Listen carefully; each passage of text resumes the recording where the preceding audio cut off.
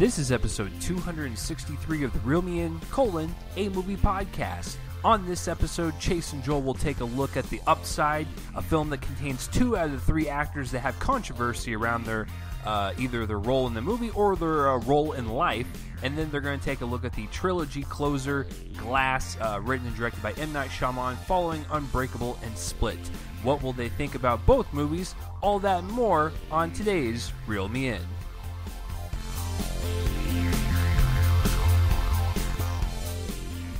What is going on, everybody? Yes, the show is still going on. We are not dead yet, but welcome back to Reel Me In, a movie podcast. I am Chase Lee, one of your co-hosts here, and yes, it has been a while since we last had an episode. A lot of stuff has transpired, and I'll get into that here shortly, but as the top of the episode stated, we are in episode 263, and we will be going over Glass and The Upside to catch up from last week, because that was supposed to be last week's show, so I apologize for that. And then, of course, trailers and news and stuff, because we got 2 weeks of stuff to talk about. But I am not joined alone here. I have Joseph with me as usual. It's a wonderful Friday night here in Texas, and so I know Joel and I are ready to get started on this thing. But first, Joel, what's been going on? Tell the listeners what's been going on in that life of yours. Oh, just enjoying the new year, enjoying the movies that I've been seeing. I watched Jerry Maguire for the first time this week. Yes, the first time ever. I know. Don't kill me. Great movie. I think that was probably the most significant first-time viewing. Otherwise, in personal life, really just working. A great aunt passed away recently. So I wasn't able to attend the funeral, but that was a big thing that happened. It's kind of sudden. And then otherwise, just, work in the new year in retail is always kind of light. So just because everybody's blown their wad in terms of buying stuff during Christmas season, and as soon as you get at least a week into January, all of that's pretty much over, even the stuff where people have to return things and all that. So it's really not super busy at work. Nothing's happened. But yeah, so other than that, just kind of chilling. Yeah. What about you? I know that you had a pretty kind of a roller coaster weekend last week. Oh, good Lord indeed. Yeah, so last weekend, I went to a wedding in Florida for one of my cousins, and that was a lot of fun. I totally embarrassed myself, without getting too graphic. I definitely had too much to drink, and something happened in one of my parents' cars. And hey, listen, I'm not proud of it, but that just shows you that I had fun, and I don't regret it, and that's why I didn't mind telling you guys about it. But so I got mildly sick last weekend, but the real kicker was my girlfriend. She had like a stomach bug going on, so we had to rush her to the ER. So I missed the show last week. But life happens, guys, and you just have to understand that sometimes stuff happens, you can't control it. And I've said this on the show many times, but I have Crohn's disease. I will have medical emergencies as well. And then Joel will wonder why I keep cheating death all the time. And that's just it's one of my traits. So last weekend couldn't make the show, but that's why we're gonna kind of double up this week. So that's kind of how my week has been. Catching up on other stuff. In terms of movies or TV shows, I was just telling Joel before we started recording, I saw The Old Man and the Gun, finally. Never saw it last year, so I saw it on the plane ride back. I thought it was a very delightful, charming little movie.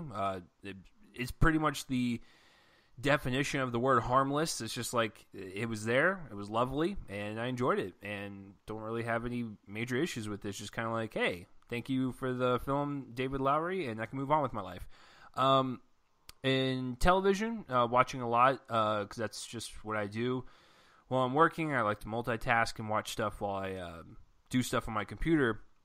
And I started watching True Detective Season 3 with Mahershala Ali, and my God, it is incredible. I love the first season with McConaughey and Harrelson. It's one of my favorite 8 hours of television ever. That whole first season is just absolutely wonderful. The second season, I know a lot of people don't really like it. I'm okay with it. Colin Farrell is definitely the best part about that thing. But I'm telling you right now, season 3, just the first 2 episodes, fantastic stuff. And there's a reason why Mahershala is an Oscar winner, and he's just kind of on fire right now. And I wouldn't be surprised if this season turns out as good as I'm thinking it's going to be. We're looking at Emmy wins, folks. I think he can actually pull it off, because the thing is with this one, he's going through 3 different time frames in his life. Himself, his character in the 80s, 90s, and then like in modern time. And so in the modern time one, like he's got the gray hair, he's got the makeup on, but he looks like a legitimate senior citizen. It's incredible work. And so, but that's why he's so good. And so, if you guys aren't on the True Detective craze, and you don't want to start with season 3, I know it's an anthology series, and you want to start with season 1, I totally recommend it. If you guys need something to watch there. But yeah. So before I get into the trailers, Joel, because I know that there was a couple of them, right? A couple of indie films dropped. A small little indie film from Marvel Studios. Before we get into the trailers, if you guys would like to spread this podcast around, let your friends know about it, let your coworkers know about it, and let them know this is your favorite movie podcast to listen to. We would really appreciate if you guys just help us spread the word and make us grow even bigger this year, because you guys are the best, and we just want to introduce us to a lot of different people. And who knows, maybe they'll like us, maybe they won't, but it is what it is. So, trailers. So since we were gone for a couple weeks, I was really curious to see if there were any big trailers that were going to drop, because even last week we didn't really have much. We had a couple like smaller trailers drop, and I'll get to them in just a second, and they were primarily from Netflix. But I was like, where's the big meaty trailer at? Where's the one that we're going to talk about? Well, unfortunately, we are not going to talk about it, because this is the one we Joel and I have vowed our celibacy to, if you will. And that would be Spider-Man Far From Home. So, Joel, would you like to ask me how the trailer was? How was the trailer, Chase? I don't know. I really don't. And I actually have done a good job. I have not... the only thing I've seen is maybe a second and a half of when I was scrolling through my feed that day, and it would automatically start playing. I would immediately go off of it. So I don't know what it looks like. I don't know what the tone's like. I don't know who is in it. Well, unfortunately, okay, I take that back. When the trailer premiered at the Brazilian Comic-Con last month, I knew who was in the trailer in terms of people that have dusted, so to speak. So, whatever. I know what Jake Gyllenhaal looks like as Mysterio, so that's not really ruined for me. But it's just more about tone and atmosphere. I have no idea.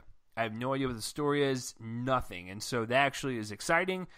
So no, I cannot report on that trailer for you guys, because I did not watch it, because that was the trailer that Joel and I decided to say no. Well, no, yeah. Together. Even before I decided not to watch any more trailers, which is going really well, by the way. Right. So, this is the one that you and I both picked, and so, I kind of want to do something with Joel, and we'll discuss it later. But since this one comes out in July, since that's kind of like the midway point of the year, I kind of want to do one for like the fall movies. Pick a trailer to kind of do with you, but I'll get to that when we get to it. But as far as Spider-Man Far From Home goes, I have no idea what it looks like. Nothing. So you guys are actually more experts on it than we are, because you probably saw it already. But I'm excited for it. I'm excited to see, where Peter Parker's at, what other people of the Avengers are going to appear in it. I'm excited to see Jake Gyllenhaal tackle on a villain role. That's going to be a lot of fun. So, so I'm excited to see it. But luckily, I have not seen it yet. And the tricky part is, I know for a fact it's going to play in front of Captain Marvel. It's going to play in front of Avengers Endgame. Super Bowl is probably going to play something. So I need to know where it's going to play like preemptively, and like just know that if those are one of those places it's going to play, I need to step out or close my ears, close my eyes, or whatever. And luckily, it didn't play in front of glass because that was one of my biggest worries. And so, we were good on that. Speaking of Jake Gyllenhaal, there is a film that is coming out on Netflix. Now, usually I don't like to cover Netflix films because most of them are garbage.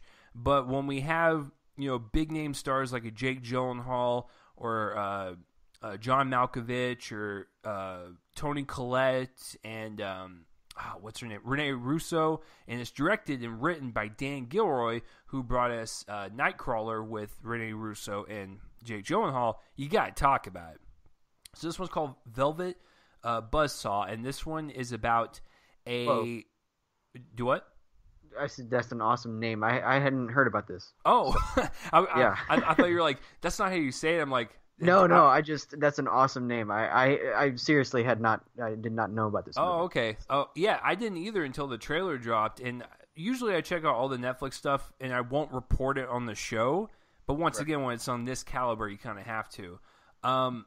So if I had to kind of summarize it, because I'm reading off the IMDb plot, and I'm going to just read it verbatim because it sounds crazy. After a series of paintings by an unknown artist are discovered, a supernatural force enacts revenge on those who have allowed their greed to get in the way of art. So yes, it is revenge painting, and it eats people. I am not joking. That is basically what it's about, and I think Jake Gyllenhaal plays an art buyer.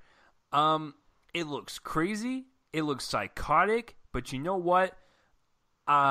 I trust Dan Gilroy to give us something pretty special because I love Nightcrawler. I think Jake Gyllenhaal gave one of the best performances of his career in that movie. Does it look like it's going to be so in this movie? I'm not entirely sure. His performance seems a little off to me, but then again, he's an art buyer. Those people seem kind of off to me when they are describing art, and they're just like, look at this blue dot on this canvas. Doesn't it evoke, sadness and all this? And it's like, no, it's just a blue dot type of deal. But what I was really impressed by was like Toni Collette, Renee Russo, and even John Malkovich. I was actually more impressed by them.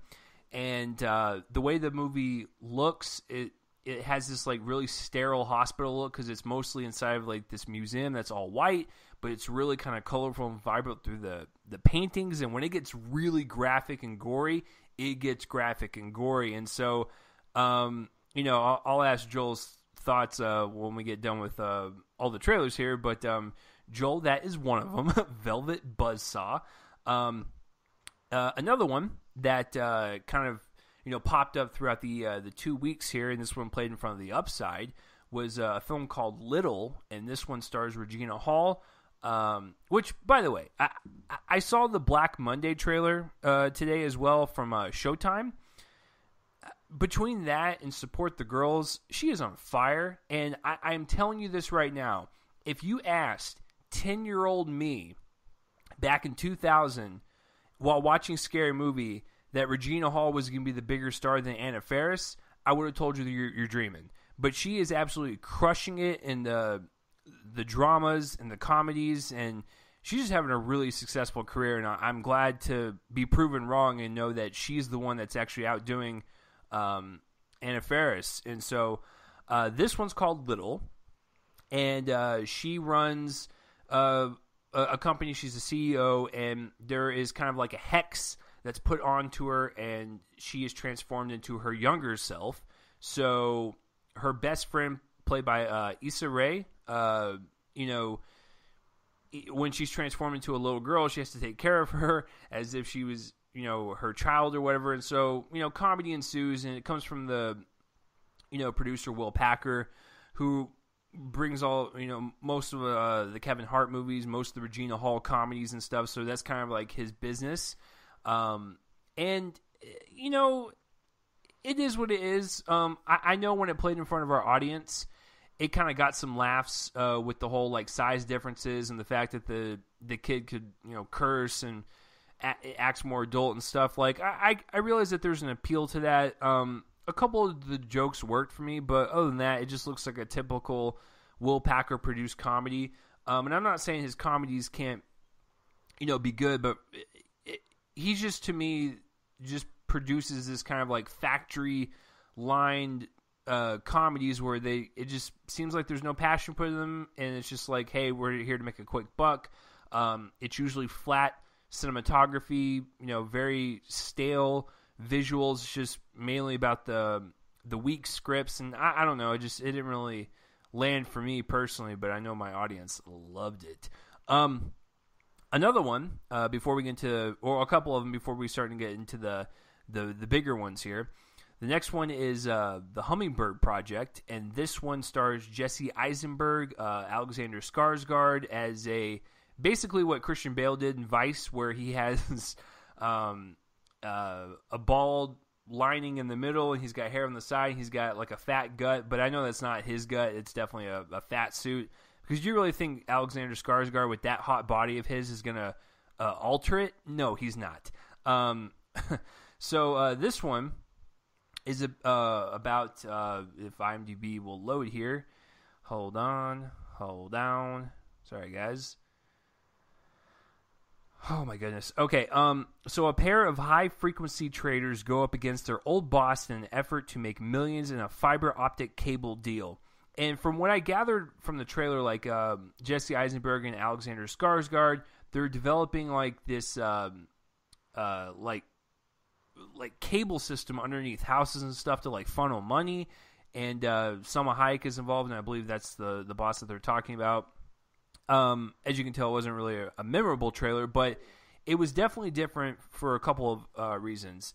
I don't know if it was based on a true story. Probably should have read up on that, but it has like this energetic heist feel to it, and it looks like a really well edited movie. It looks like it's a really well acted movie. It looks like it's something Alexander Skarsgård kind of new to him. So I'm really excited to kind of see his eccentric, kind of like out there performance. He looks absolutely hilarious. But yeah, it looks like a nice little heist film. And actually, the tone of it kind of reminded me of like American Animals a little bit, where it has the heist element, but also has like this like underlying bite of comedy to it. I don't know. It was different, but I enjoyed it, and it comes from Orchard, the distribution company. So I know Joel and I will get it at some point. So I'm sure we'll see it. The next one is also a Netflix movie. This one's High Flying Bird. And if you didn't know what this movie was, get this. It is directed by Steven Soderbergh. He is bringing his iPhone technique he did in Unsane to it. And it's written by the gentleman that brought us Moonlight. So what a weird combination.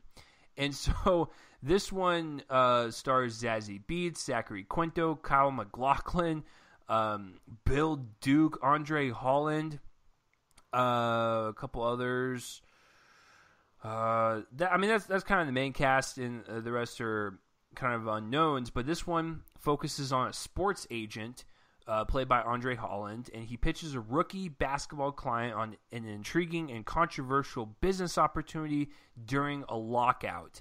And like I told you guys, it's shot in the same style as Unsane, which is on an iPhone, and I like it. It looks just like Unsane, in kind of like that Steven Soderbergh way in terms of the way he edits his films and the way he has shot Unsane and now shoots this. It looks like a Soderbergh movie, and I'm excited to see Matt Damon pop up in a cameo somewhere, because did you guys forget about that in Unsane? So yeah, High Flying Bird comes to Netflix February 8th, and it looks pretty dang good. All right. The two biggest ones, besides Spider-Man Far From Home, are, I'm going to start with one that, actually, I know Joel's excited for both of them, but since he's not watching trailers, he's gonna love the last one for sure.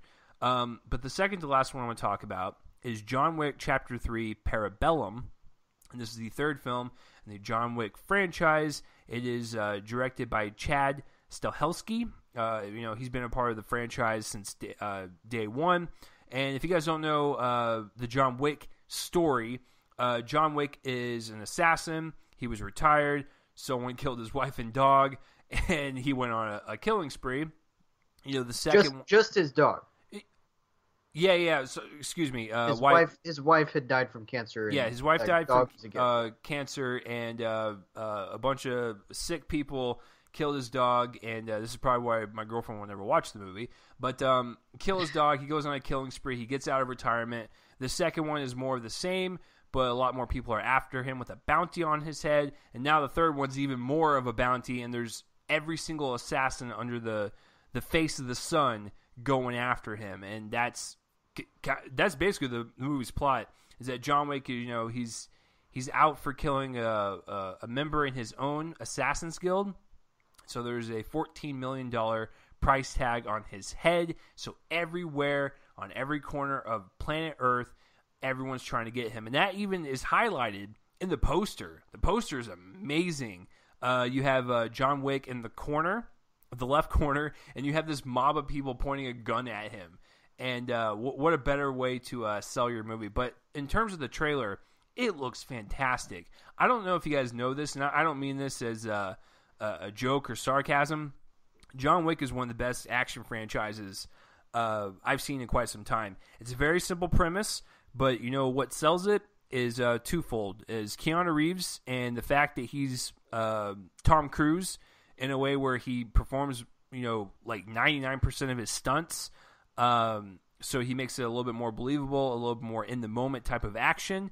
And with Stahelski, and even back then when David Leitch was a part of it, there's something about the filmmaking where when these guys are behind the camera, everything they shoot is steady. It's beautiful to look at. There's a lot of kind of just magic when they are a part of the filmmaking team. They don't make just some standard, seizure-looking camera movement. They take their time to choreograph the scenes, make it exciting, and just make it visually appealing. And it's kind of breathtaking in a way that there's some people out there that take this franchise seriously to give us the best product possible and not just give us some sloppy garbage. You can definitely tell there's some passion behind it. So the third one with this trailer, it's beautiful. The action is great, and Keanu Reeves is riding a horse. What else do you want? But if you aren't a fan of the franchise, I suggest you give it a shot. I think it will be worth your time, especially if you love action flicks. And the last trailer. I was excited for this movie, and I know Joel is too, but we were talking about this on the most anticipated episode, and, he only has room for one space movie. So the other, the space movie he's excited for is Ad Astra. Rightfully so. He loves the director. Cool, I get that. The one that it was competing up against is the other one whose trailer just dropped this past week, and it comes out April 12th, and it's from A24. It's their first heavy hitter of the year, and that would be High Life. And this one is about a father and his daughter struggle to survive in deep space where they live in isolation. The father, played by Robert Pattinson. You have Mia Goth, you have Andre Benjamin, which is interesting casting, and then Juliette Binoche, and it is co-written and directed by Claire Denis. Is that how you pronounce it, Joel? Yeah, Claire Denis. Yeah, Denis. Yeah. So, this trailer is fantastic. It is sexual paranoia in space. Like this thing is like, it's like a scary, sexy thriller in space. Like I don't know how to sell it any other way, but it was creepy. It was unnerving. It looks like a lot of it's going to have to do with keeping the population up with some type of sexual activity between the characters. So it's going to be, pretty intense that way. I don't know, man. It looks fantastic. And, it premiered at TIFF last year. And I heard a lot of people actually liking it. So, we get two really great space dramas this year. This one is going to be more of a horror, uh, sensual thriller type of deal, and Ad Astra is going to be kind of a little bit more towards the drama side. But in terms of mixing horror, this kind of like sensual thriller, kind of like almost like a Basic Instinct type of atmosphere to it in space. I am all down for it, and Robert Pattinson just continues to impress me with the choices that he makes. So, great trailer, and that is definitely my favorite for sure. I absolutely love the High Life trailer, and then would probably go John Wick 3. So, Joel, just real quick before you kind of spin the news over there, is there any trailers you have questions on, or any trailers that kind of tickle your fancy from the descriptions? I'm definitely excited for High Life. It really does sound like my kind of thing. I can't wait for that to come out. Obviously, John Wick. I'm excited to see that. Yeah, they just most of those sound like can't miss What do prospects. you think of the Velvet Buzzsaw? I'm just sold on the title alone. Right. It's such an awesome title, and I love Nightcrawler. So the Dan Gilroy and Jake Gyllenhaal team up. I can't wait. I can't wait for that. So when does that come out? That's in just a couple weeks, right? Yeah, that actually. Hold on, I just got out of IMDb. Velvet Buzzsaw. It drops on Netflix. Yeah, February 1st. So a couple more weeks. Oh wow. Okay. Yeah. So yeah, I'll definitely be watching that. Nightcrawler was fantastic. A great movie. So I'm looking forward to a follow up from that team, and dropping in Rene Russo too. So Rene Russo is awesome. Yeah, I really can't. I can't wait for that. But I'm probably from your descriptions most excited to see High Life. And from what I hear is actually it doesn't even remotely sell the movie in terms of what the movie's actually like. That's right. Somebody was saying that on Twitter, like it's impossible to sell High Life. So they apparently did a good job of concealing about 90% of the movie. So it's interesting. A lot of people, there's some people who didn't like it when they came out of it last year. So we'll see what happens closer to the release date. I don't trust a lot of festival buzz, but yeah, it's going to be interesting. It certainly sounds like my kind of thing. So, all right. So to get into some of the news, first things first, we got to talk about the Golden Globes, because this happened on the 10th. And was it the 10th? The 6th. Yeah, the 6th. yeah. Whatever day it was. I don't know what day it is, guys. Who knows? So we just got to go over this just a little bit, talk about what won, what the show was like, all of that. Of course, the big winners at the top were Bohemian Rhapsody and Green Book, which won respectively Best Picture Drama and Best Picture Comedy or Musical. So, of course, immediately controversy started. The controversy surrounding Bohemian Rhapsody is a little more explainable, I think. I still can't quite get my head around the Green Book stuff.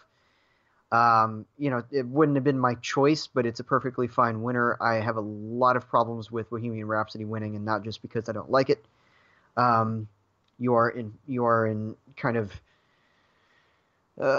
in some way awarding the director of the movie the credit to the director of the movie, and there's some optics in that I don't like. But also it's just a terrible movie.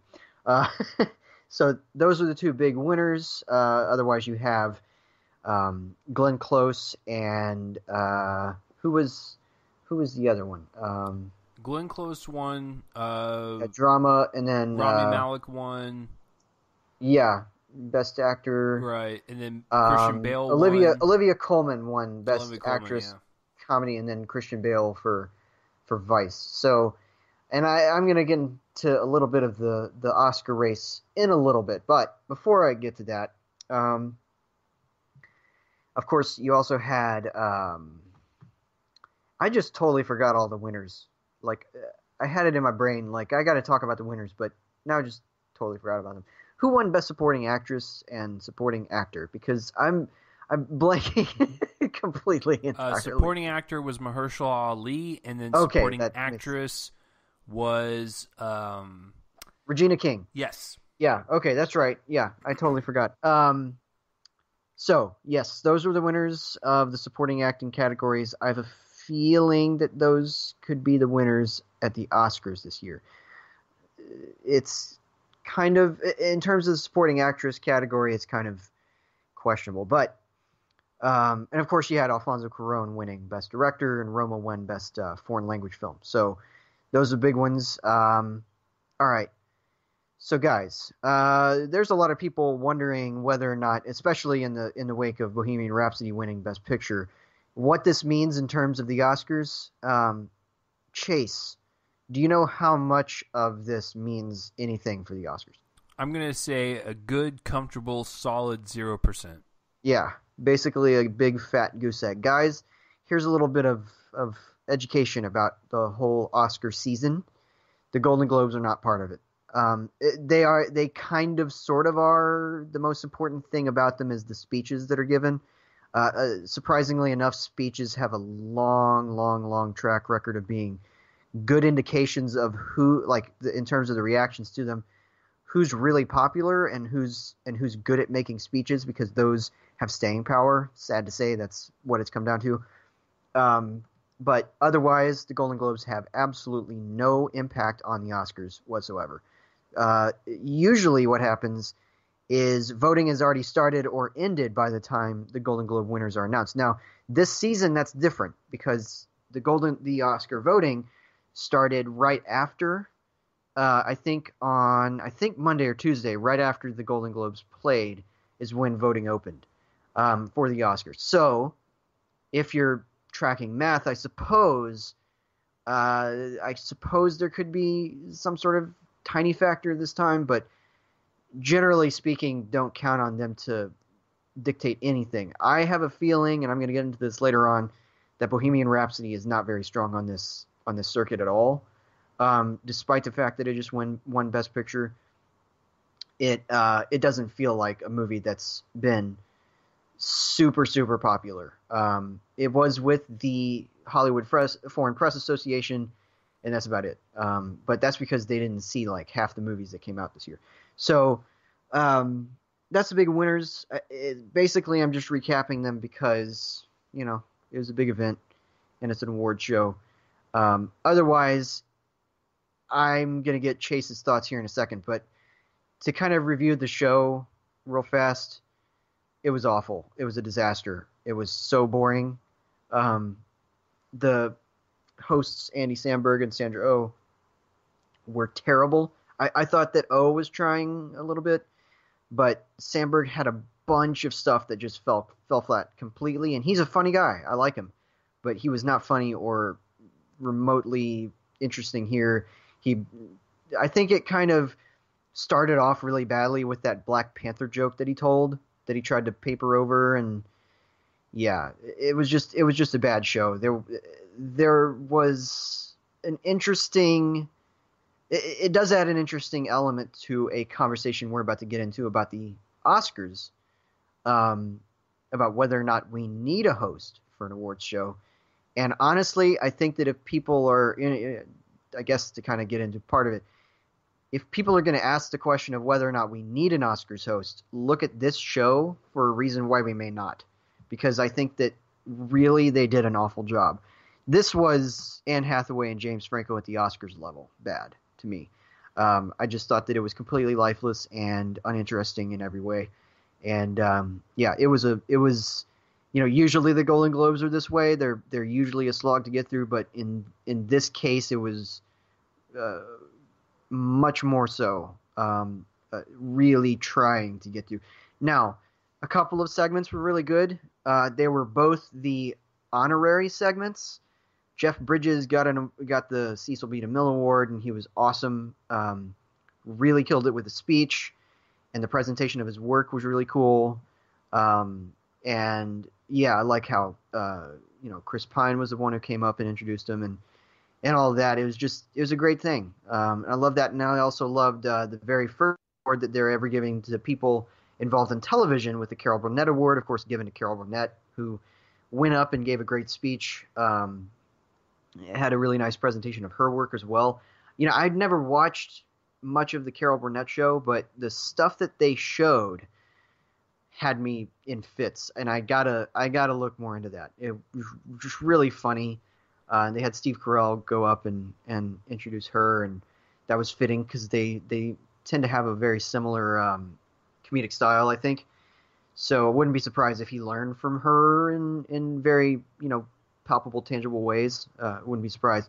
So those parts of the show were good, and a couple of speeches were nice and impassioned. But other than that, I thought there was an awful show, and I'm curious because Chase and I have not talked about this. Chase, were you pretty much with me on that?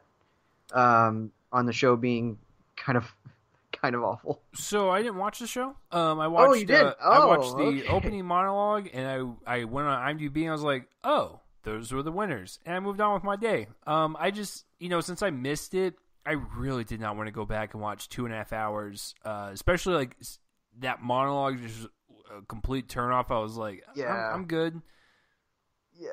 Yeah, it was a bad monologue. Terrible. I don't think that there was a single time I laughed in that thing. Which in the is monologue, a shame because I think Andy Samberg he's one of the funniest people yeah, out there, and it's like I said, he's a funny dude. Theoretically, it always has to be an action for him to actually be funny, and usually it is. He usually follows through on that. But man, he was lost in the weeds, I thought, and it's just such a weird pairing to me.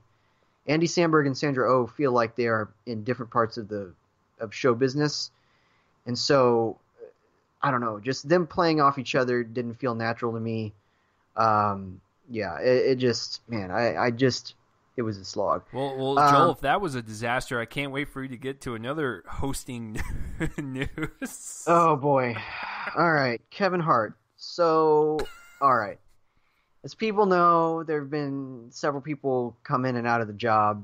Kevin Hart came in after whoever it was last time. I've completely forgotten who it was.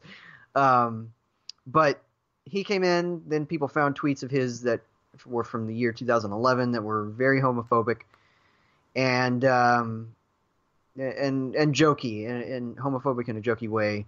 And so, of course, he kind of backed out. Then he came back in because some people, especially Ellen DeGeneres, were in his camp, and then he went back out. And now it seems that the Academy has, copped the inevitable. They're just not going to do a host. So, Chase, this starts an interesting discussion. We have not talked about this. You actually, I don't know if you know this, but I think that historically, what a host of the Oscars does, and all that the host of an Oscars does, is make a monologue, which is usually kind of ripped apart and fairly contentious. I think that basically what they do is just give the monologue and then introduce presenters, right? I mean, that's what they do.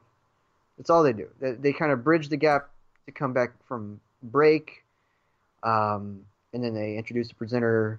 So I have a question for you. Here's two questions. Sorry, two questions. Question one is, can we do without a monologue? And question two is, in introducing presenters, can we just have the announcer do that? And question three. So, sorry, surprising you with a question three. Question three. If questions 1 and 2 are indeed correct, then do we actually need a host? So take it one by one from the first question onward, and let me know your answers. So the first question is about the monologue, right? Yeah. Joel and I have been alive for almost 3 decades now, and we've seen our fair share of Oscar shows. I'm not going to lie. I do like listening to the monologue. It depends on who it is. One of my favorite ones growing up watching the show is hands down Billy Crystal when Lord of the Rings was in contention. I just absolutely Yeah. loved all the skits he did, and just his involvement in it made it seem like he was really passionate about it. I really felt like the love that he put into those skits. But then there are some, and by some I mean definitely the past few years, where the monologues they haven't been hitting, and at some point it's kind of like with the Golden Globe situation where it's like, do we really need the monologues? I get that they're kind of important to kind of open up the show, open up the type of energy of the show, but the last few years have just kind of deterred me away from like any host. So would Kevin Hart would have been good? Probably. I mean, stand up was his first career, and it still is to this day. He probably could have done better with a monologue than, say, like a Franco and a Hathaway, or who was it last year, Joel? Jimmy Kimmel. Yeah, no, it wasn't Jimmy Kimmel. He left. That's what it was. He left this year, I think. Right. Then it was Kevin Hart, and so it was. So was like, Kimmel. or like when like Dwayne Johnson or like a Seth MacFarlane, it's just like they're not stand-up people, so their monologues are awkward. Versus like when you have actual stand-up comedians, it flows a little better. So do we need the monologue? I don't think so. And it also would cut down on time, because I know that's one of the things that just kind of like prolongs the show, and we don't need that. We just please get to the awards. Okay, so second question was, do we need a host? The second question was about whether or not we could do the presenting the presenters, announcing the presenters, just with the announcer. Oh, 100% yes. Okay. I don't see why that'd be a problem, because the way the show is directed, as soon as they come back from a commercial break, you have the announcer going, here's so-and-so, here's that, and then we just kind of bleed into the show. I don't see why that would be an issue. So I would 100% agree that the announcer could just fuel the show, and, you could have like one person go out in the front or at the beginning of the show, maybe do a half-assed monologue. I have no clue. And then from that point on, you just kind of rotate people out, because that's what they're, thinking about doing. So, definitely yes. And then so the third question was, do we need a host at all?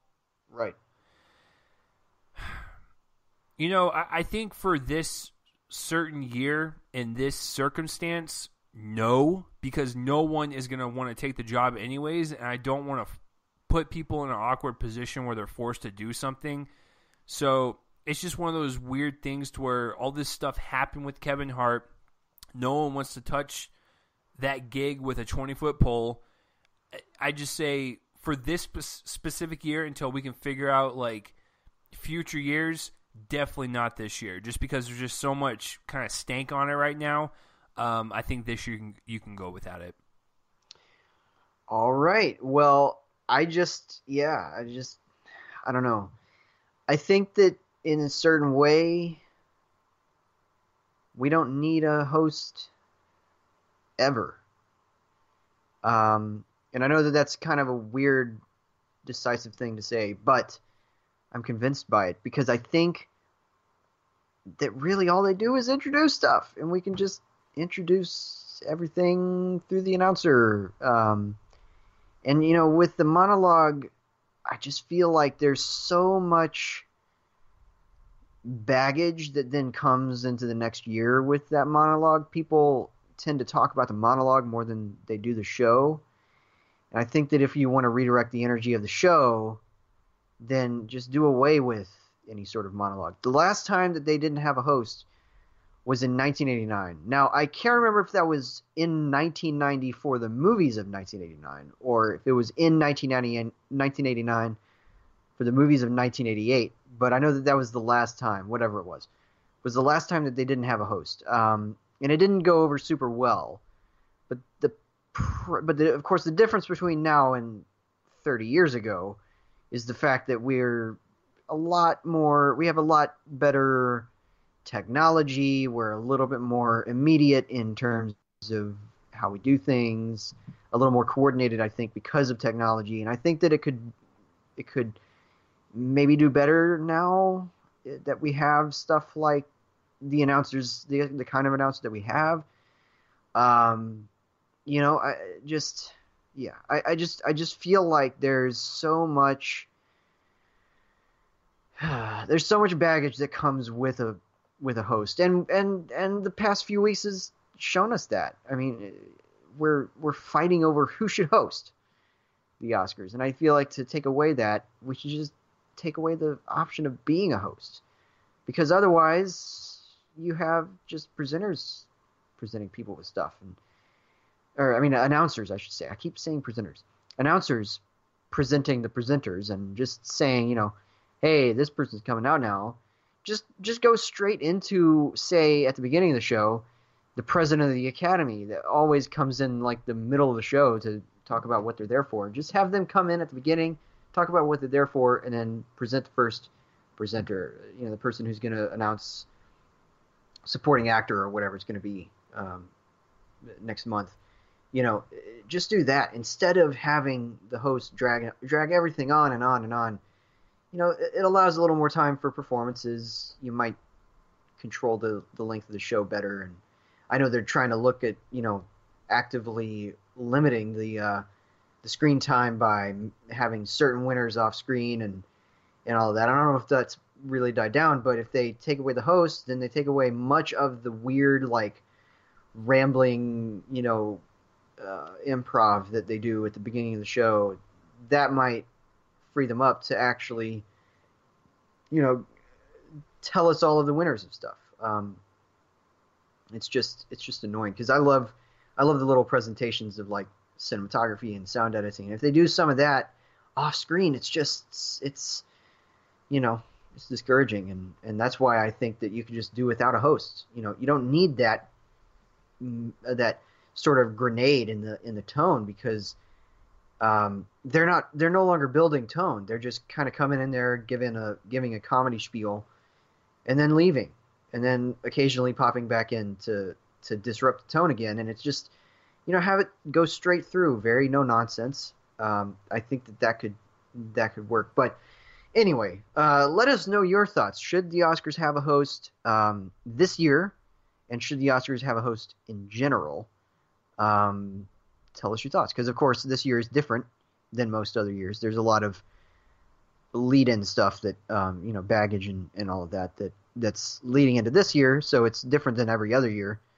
But do you think that a show like the Oscars needs a host in the long run? I want to get some opinions on that. So anyway, all right, moving on to the one bit of active industry news that I wanted to talk about, because this is freaking awesome.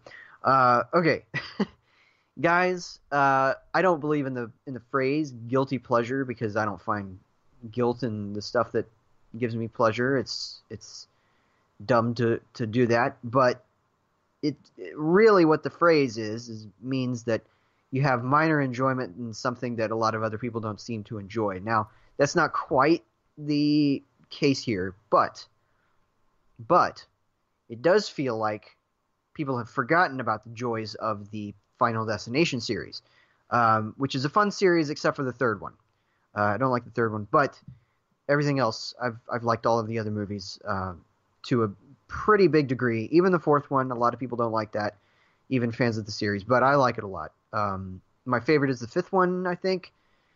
Fifth one, then the first one, then the fourth one, then the second one, and then way down below all those, the third one, I think, goes into some very generic territory that I didn't enjoy. But overall, though, it's a lot of fun. And I feel like for a while now, I've been thinking that we need another movie in the series. And the Saw writers are giving us that. The Saw writers are giving us a new series, a rebooted Final Destination series.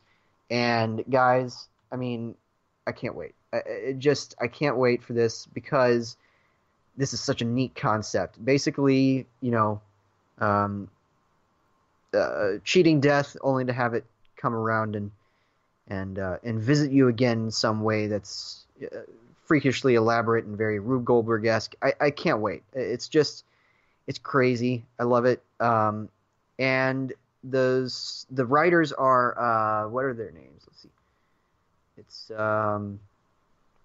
Marcus Dunstan and Patrick Melton, who wrote the last couple of Saw movies, Saw 4 to Saw 3D. They also are writing the upcoming CBS Films adaptation of Scary Stories to Tell in the Dark. They did the Collector films. I haven't seen those, but I've heard pretty good things. And now they're going to be doing the Final Destination movies, and I think that's kind of perfect to bring the people who were part of the torture porn franchise into a series surrounding Rube Goldberg contraptions, configured by death to kill people that have barely escaped a big, gigantic disaster that's foreseen in a strange bit of storytelling by one of the characters who, then tells the other characters, and they all live. And later on, Death's got to, kind of do the Thanos thing. It's got to make the balance and takes them out. It's a fun series. It's very gory and it's very low art, of course, but it's fun. And I think that honestly, by now we could use a new version of this. It's got real potential to come back and be just as fun as it was before. Chase, you're a fan of the Final Destination franchise, right? Yes. Okay. So if you guys don't, if I haven't revealed my age by now, back when Final Destination came out in the year 2000, I was 10 years old and I was not supposed to watch those movies, but I watched. That was a great year for me. I remember watching like American Pie that year. I remember watching Final Destination that year. So a lot of movies shaped the way I, originally, thought about movies, and they're two of my favorites of all time. That and American Pie, but with the Final Destination movies, I still get freaked out to this day riding a plane because of that first movie. That was such a visceral opening that it freaked me out for the longest time, and it still does to some extent. But I absolutely love that whole franchise.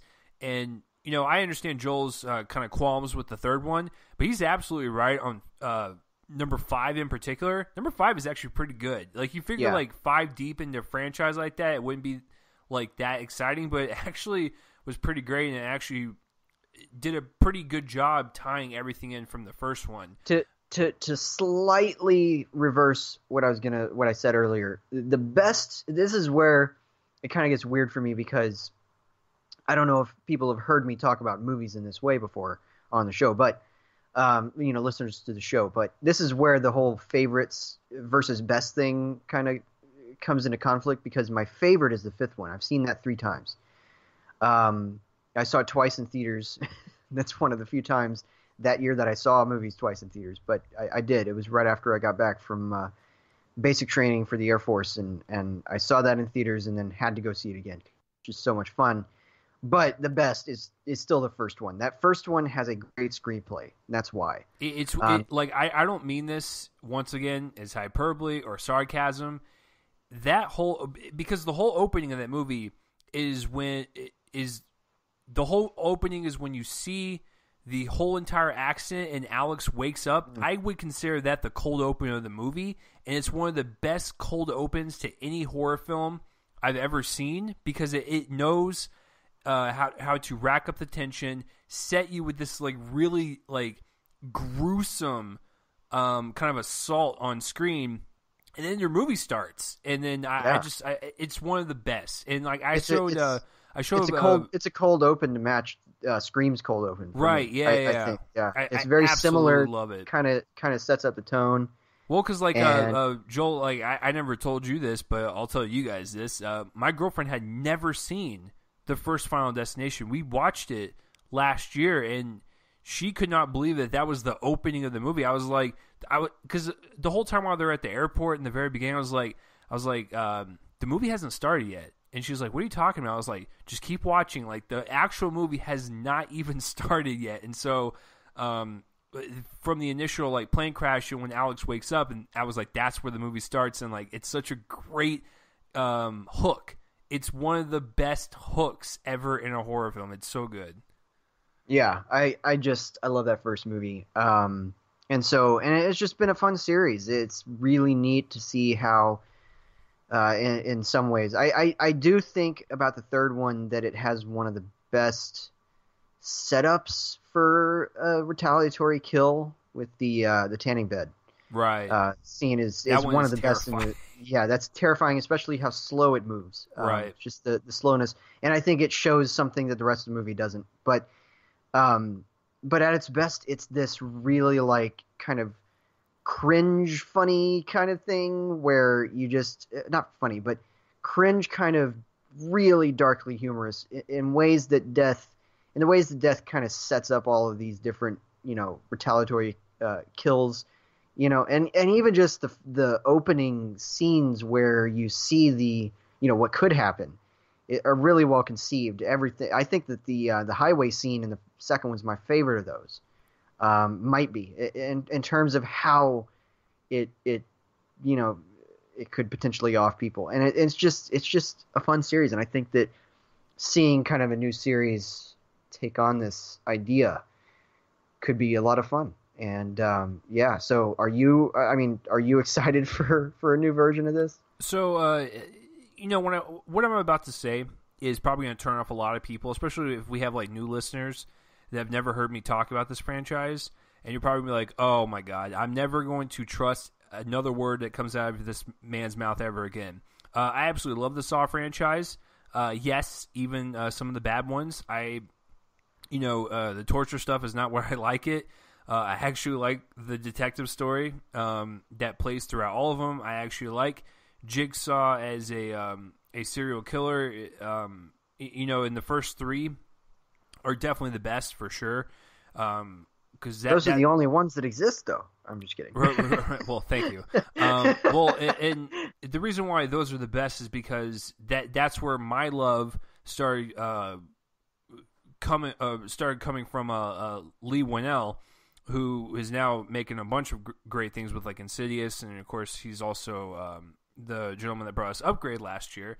He wrote the first three, and that was his, the first Saw projectiled him into the industry, as well as James Wan. That was his first movie that he directed, and so it definitely has a lot of sentimental value to me. But it also, I think, the first three in particular, I like all 8 of them, and that includes even the Jigsaw one that came out. She's almost a couple years ago, but the first 3 are great, and it just shows you Lee Winnell's horror roots. And so, if it was Lee Winnell writing this reboot for Final Destination, I would be even more excited. But you know what? I still like Saw 4, 5, 6, and 7. And I think these are the right guys to do it. And I want to see a kind of fresh, modern take on Final Destination.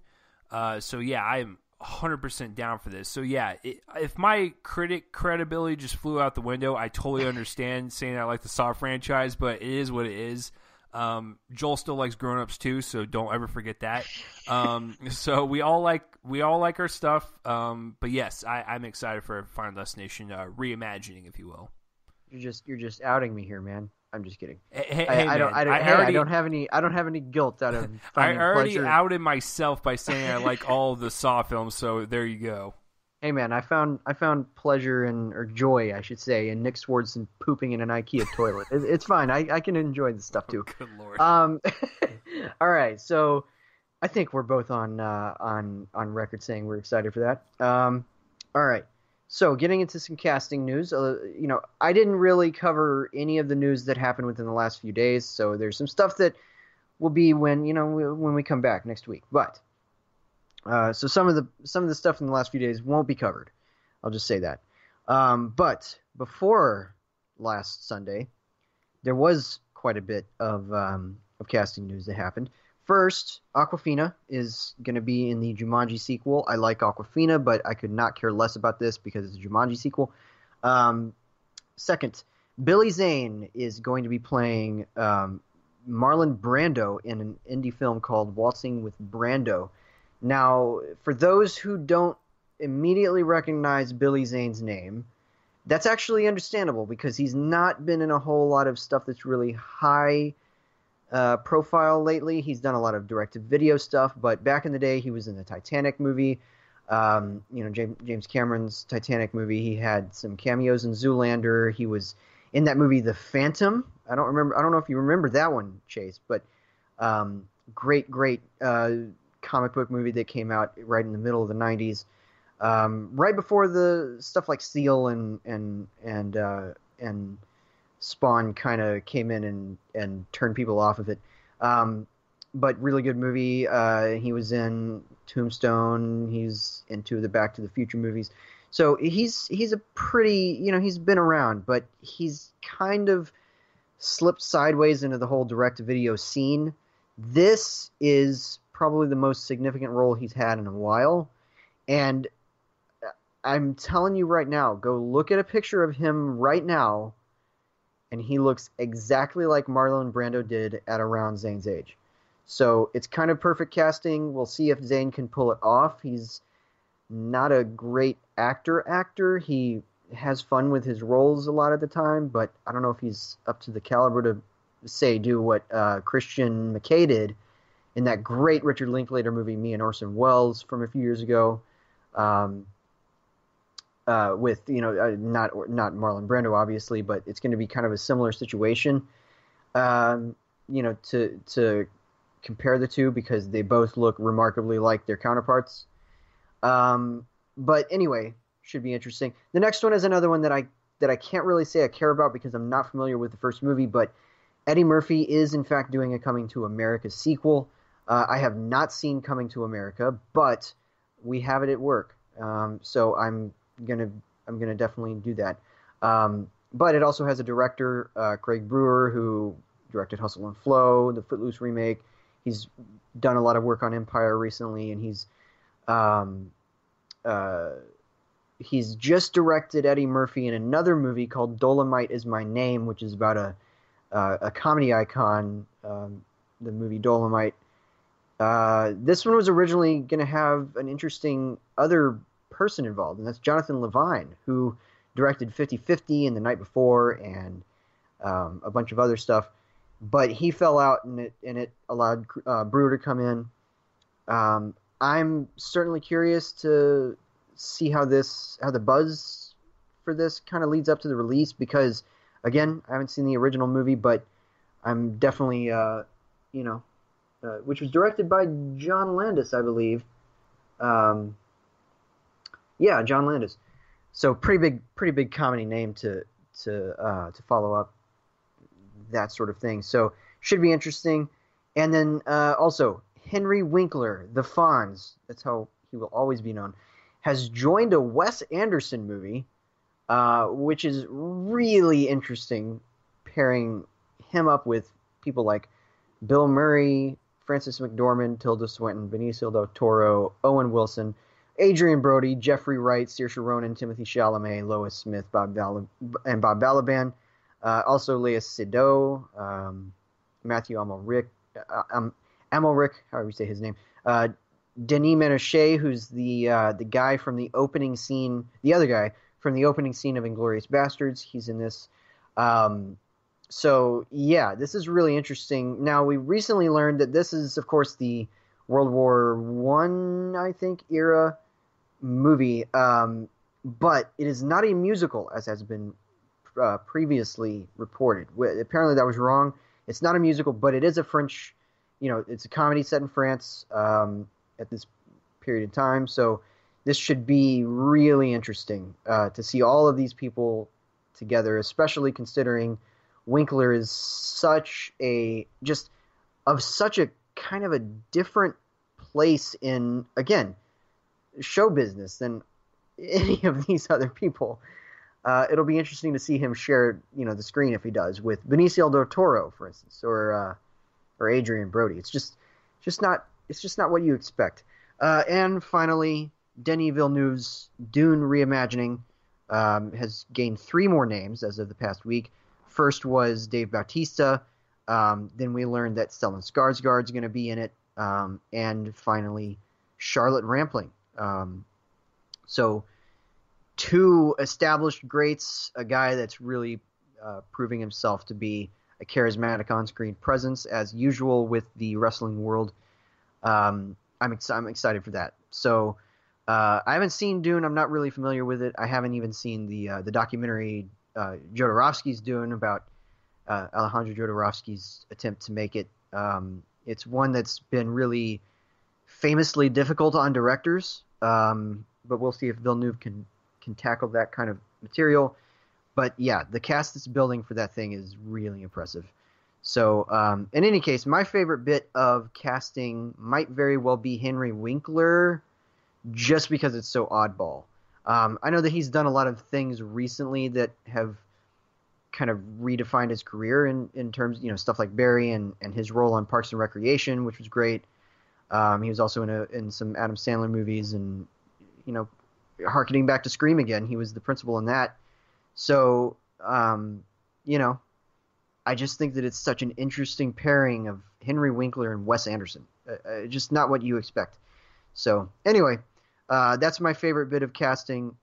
Chase, what do you think about all of these, and what's your favorite? Well, before I tell you my favorite, I should probably open the window right now, yell out to my probably my neighbor, and ask if they're excited for Awkwafina joining the Jumanji sequel, because they're probably the only one on the face of the planet that cares. I think she was fine in Crazy Rich Asians. I care less if she's doing any of more movies. I mean, cool.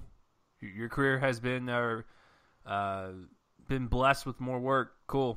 Have at it. And if you're great, I'll note you on that. Billy Zane thing is interesting. I haven't really seen him.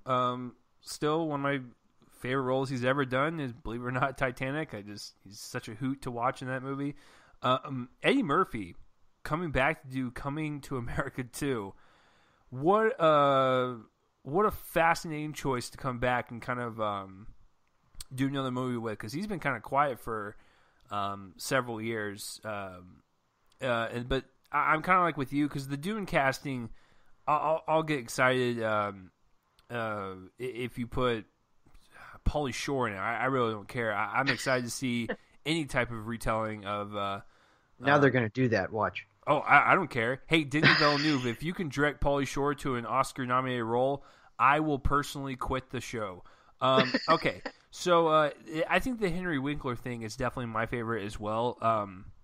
You're right. He's kind of had an interesting career path, post Happy Days, and he does comedies. He kind of dabbles into more dramedies. Like, he's so good on Barry, I can't tell you just how good. Like, Bill Hader is the title character, yet Henry Winkler is the one that steals the show for me. Bill Hader is excellent on that show, and I know Joel hasn't watched it, but he did kind of glance. Yeah, I watched that one episode. He did glance at an episode as I was watching it when he stayed over, and so, hey, if season 2 drops around Diff again, you're going to be watching it again. But yeah, no, he's really good on that show. He was even nominated for a Golden Globe and stuff, so like, people are starting to recognize his work, and so I think, Wes Anderson is starting to realize that as well, and so, putting him in there is such a delighttul pick. How do you not pick that as your favorite? So that is definitely my favorite bit of casting news. All right, guys. Now I'm going to move on to my Oscar beat part of this. So, of course, we missed a week, and I was going to be doing 2 categories. And I had planned it out perfectly that I would end right before the Oscar nominations were announced. So what I've done is I have done the due diligence of combining. I'm going to be doing 4 categories today, and they're the final 4 categories that I had to talk about. First up, we're going to be talking about Best Actress. Now, this is an interesting one because there's a lot of really, really strong contenders in this category. But I think that we have pretty much our 5 that are going to be nominated, and maybe one that could sneak in because of the amount of nominations that she's gotten, which has surprised me. But Okay, so I'm going to start at the bottom. The one that is likeliest to fall out, but is still in there. I still think that this person is going to be nominated. Ironically enough, or coincidentally enough, is Yalitza Aparicio for Roma. She's not been a really strong presence on the circuit. She hasn't gotten a lot of the sort of prerequisite awards that you need to win in order to be a really strong Oscar contender, and those are necessary. Just so y'all know. So I think that if she doesn't make it, weirdly enough, we might be looking at Emily Blunt in Mary Poppins Returns being nominated. I wouldn't be too pleased by that because she's okay at best in that movie. But I really hope that it isn't the case. I feel like Aparicio is still in there. It's a great debut performance from somebody who isn't an actor.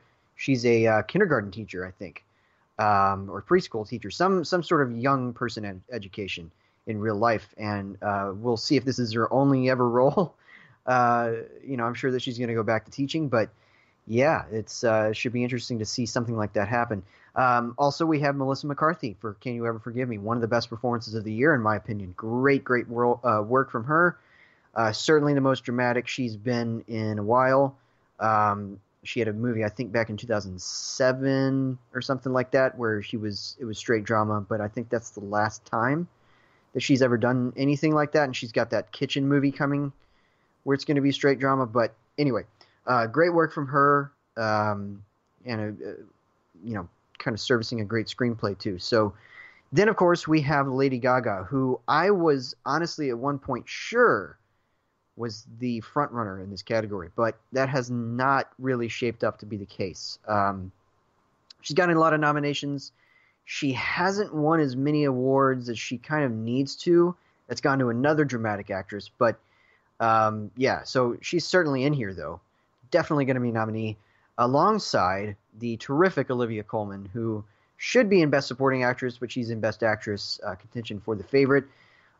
She won the BFCA, that's the Critics' Choice Award. She won the Golden Globe for Best Actress in a Comedy or Musical. So she's clearly in, but absolutely at the top is probably the lock to win right now, which is Glenn Close and The Wife. I've not seen this movie yet. I'll be catching up with it within the next couple of weeks. I think after the nominations are announced, that's one that I'll be catching up with. But she's been nominated for just about everything that's really important: the BAFTA, the Critics' Choice, the Golden Globe, and those last two she won, the SAG and the Spirit.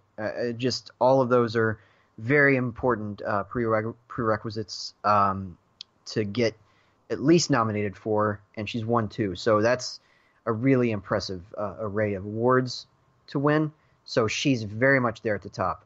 The next one is going to be Best Actor, and sort of like Best Actress, it's pretty contentious, although I think in a more solid way, I think that we definitely have our nominees. So much so that I don't think there's really anything on the bubble that could surprise, although if there is going to be something, it's probably going to be Willem Dafoe in At Eternity's Gate. That's a performance that I've heard really good things about and has surprisingly showed up a lot in this kind of run up to the awards.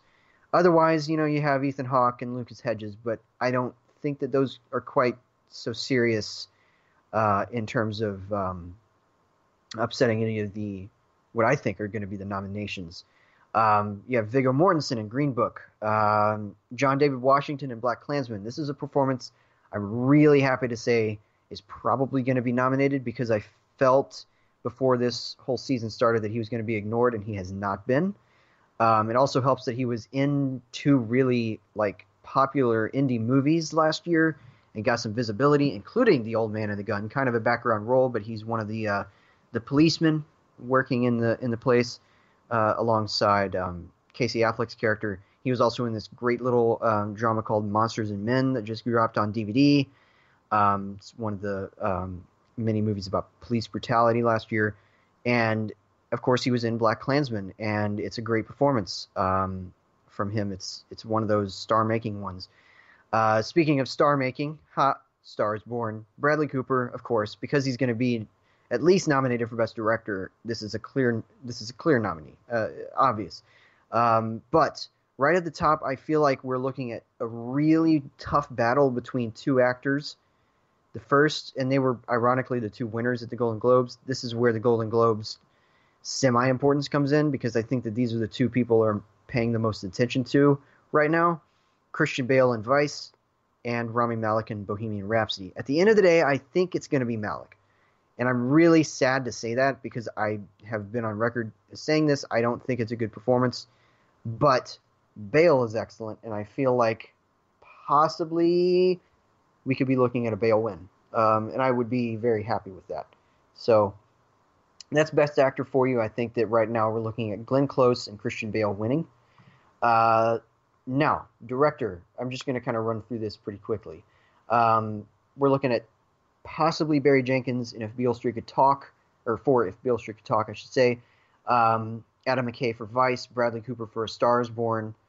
And then at the top are, two directors, one of which is probably sliding directly into the win, and that is Alfonso Cuarón for his work on Roma, and also Spike Lee for BlacKkKlansman, which is a very serious contender. People don't realize how much Lee has actually shown up, more so than Cooper and McKay, which I thought were going to be initially stronger contenders.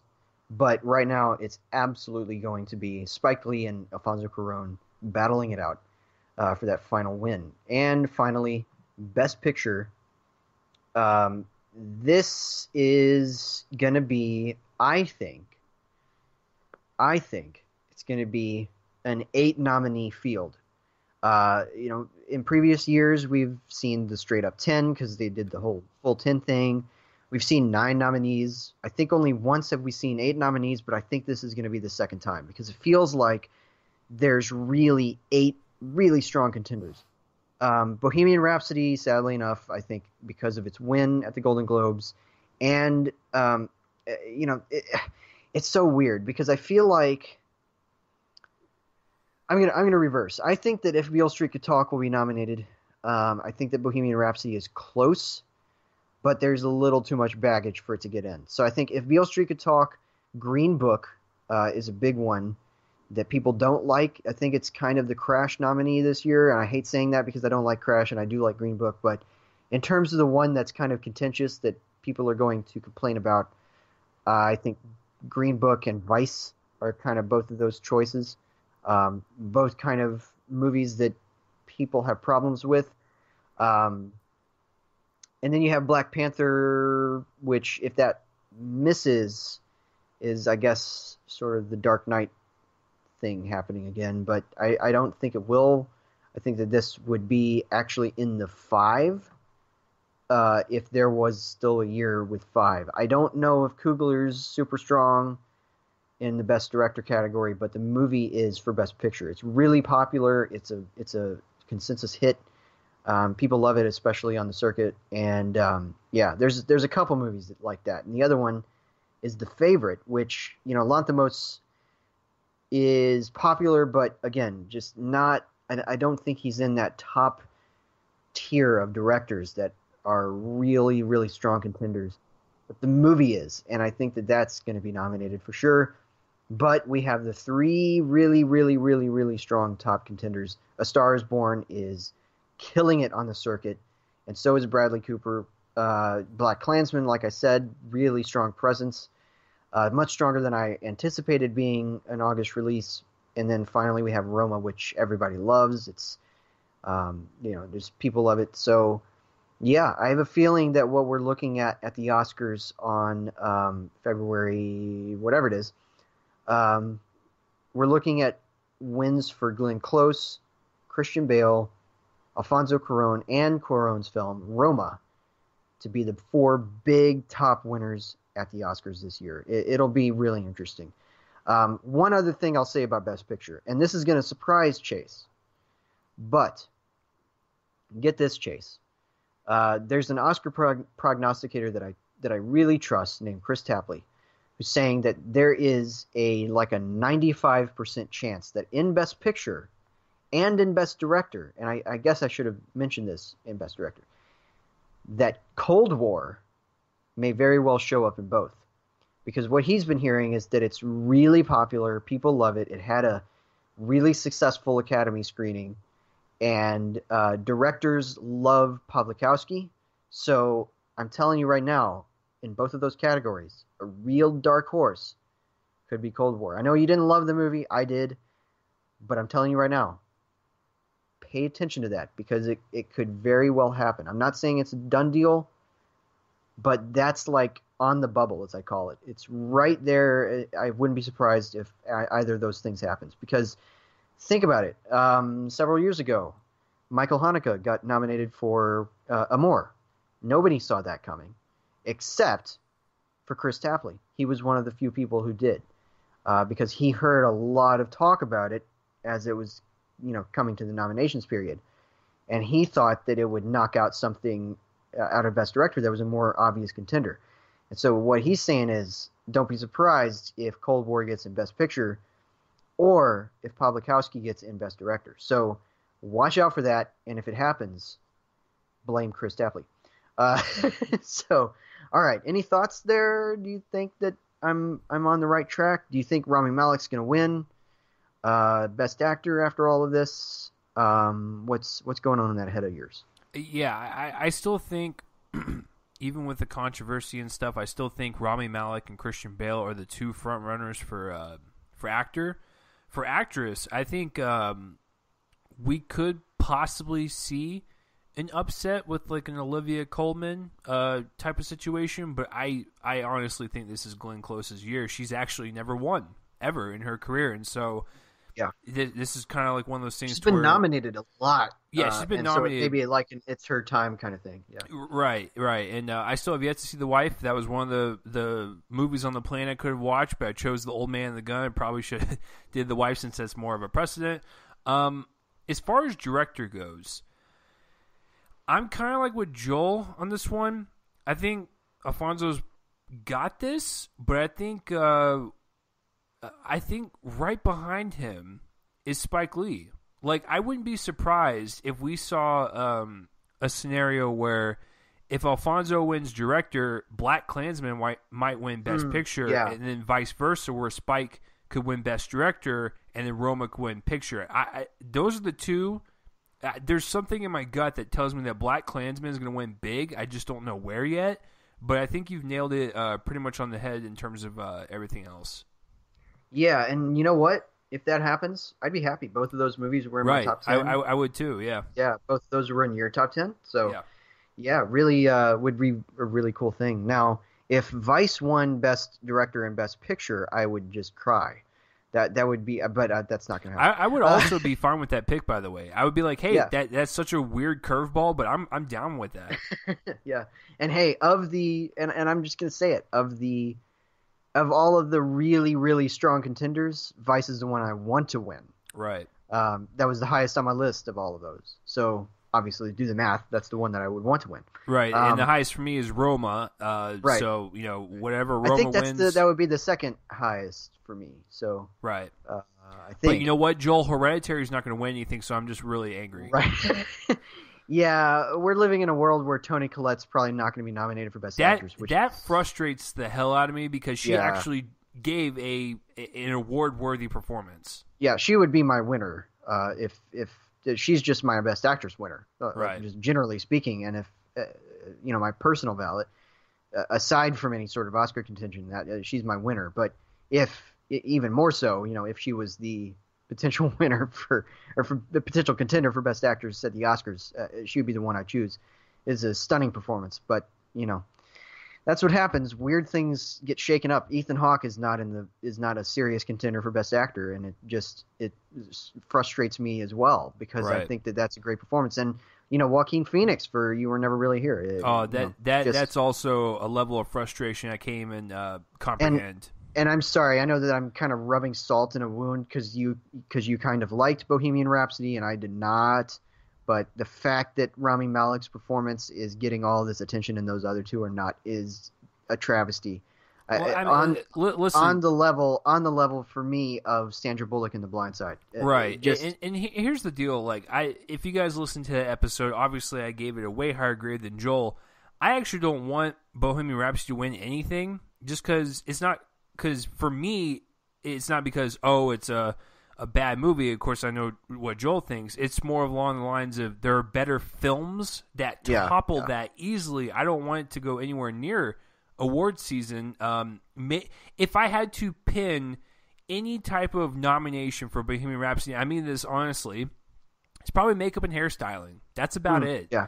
There is impressive work in there. Right. And so, like, I'm okay with that, but, like, I'm not going to say it needs to win Best Actor. I'm actually rooting for good old Dick Cheney performance. Like, I want that to win if we're talking about actual wins. Of the serious contenders, absolutely Christian Bale's my pick. If Ethan Hawke or Joaquin Phoenix were in the that would be third. That's also a different conversation. Yeah, very.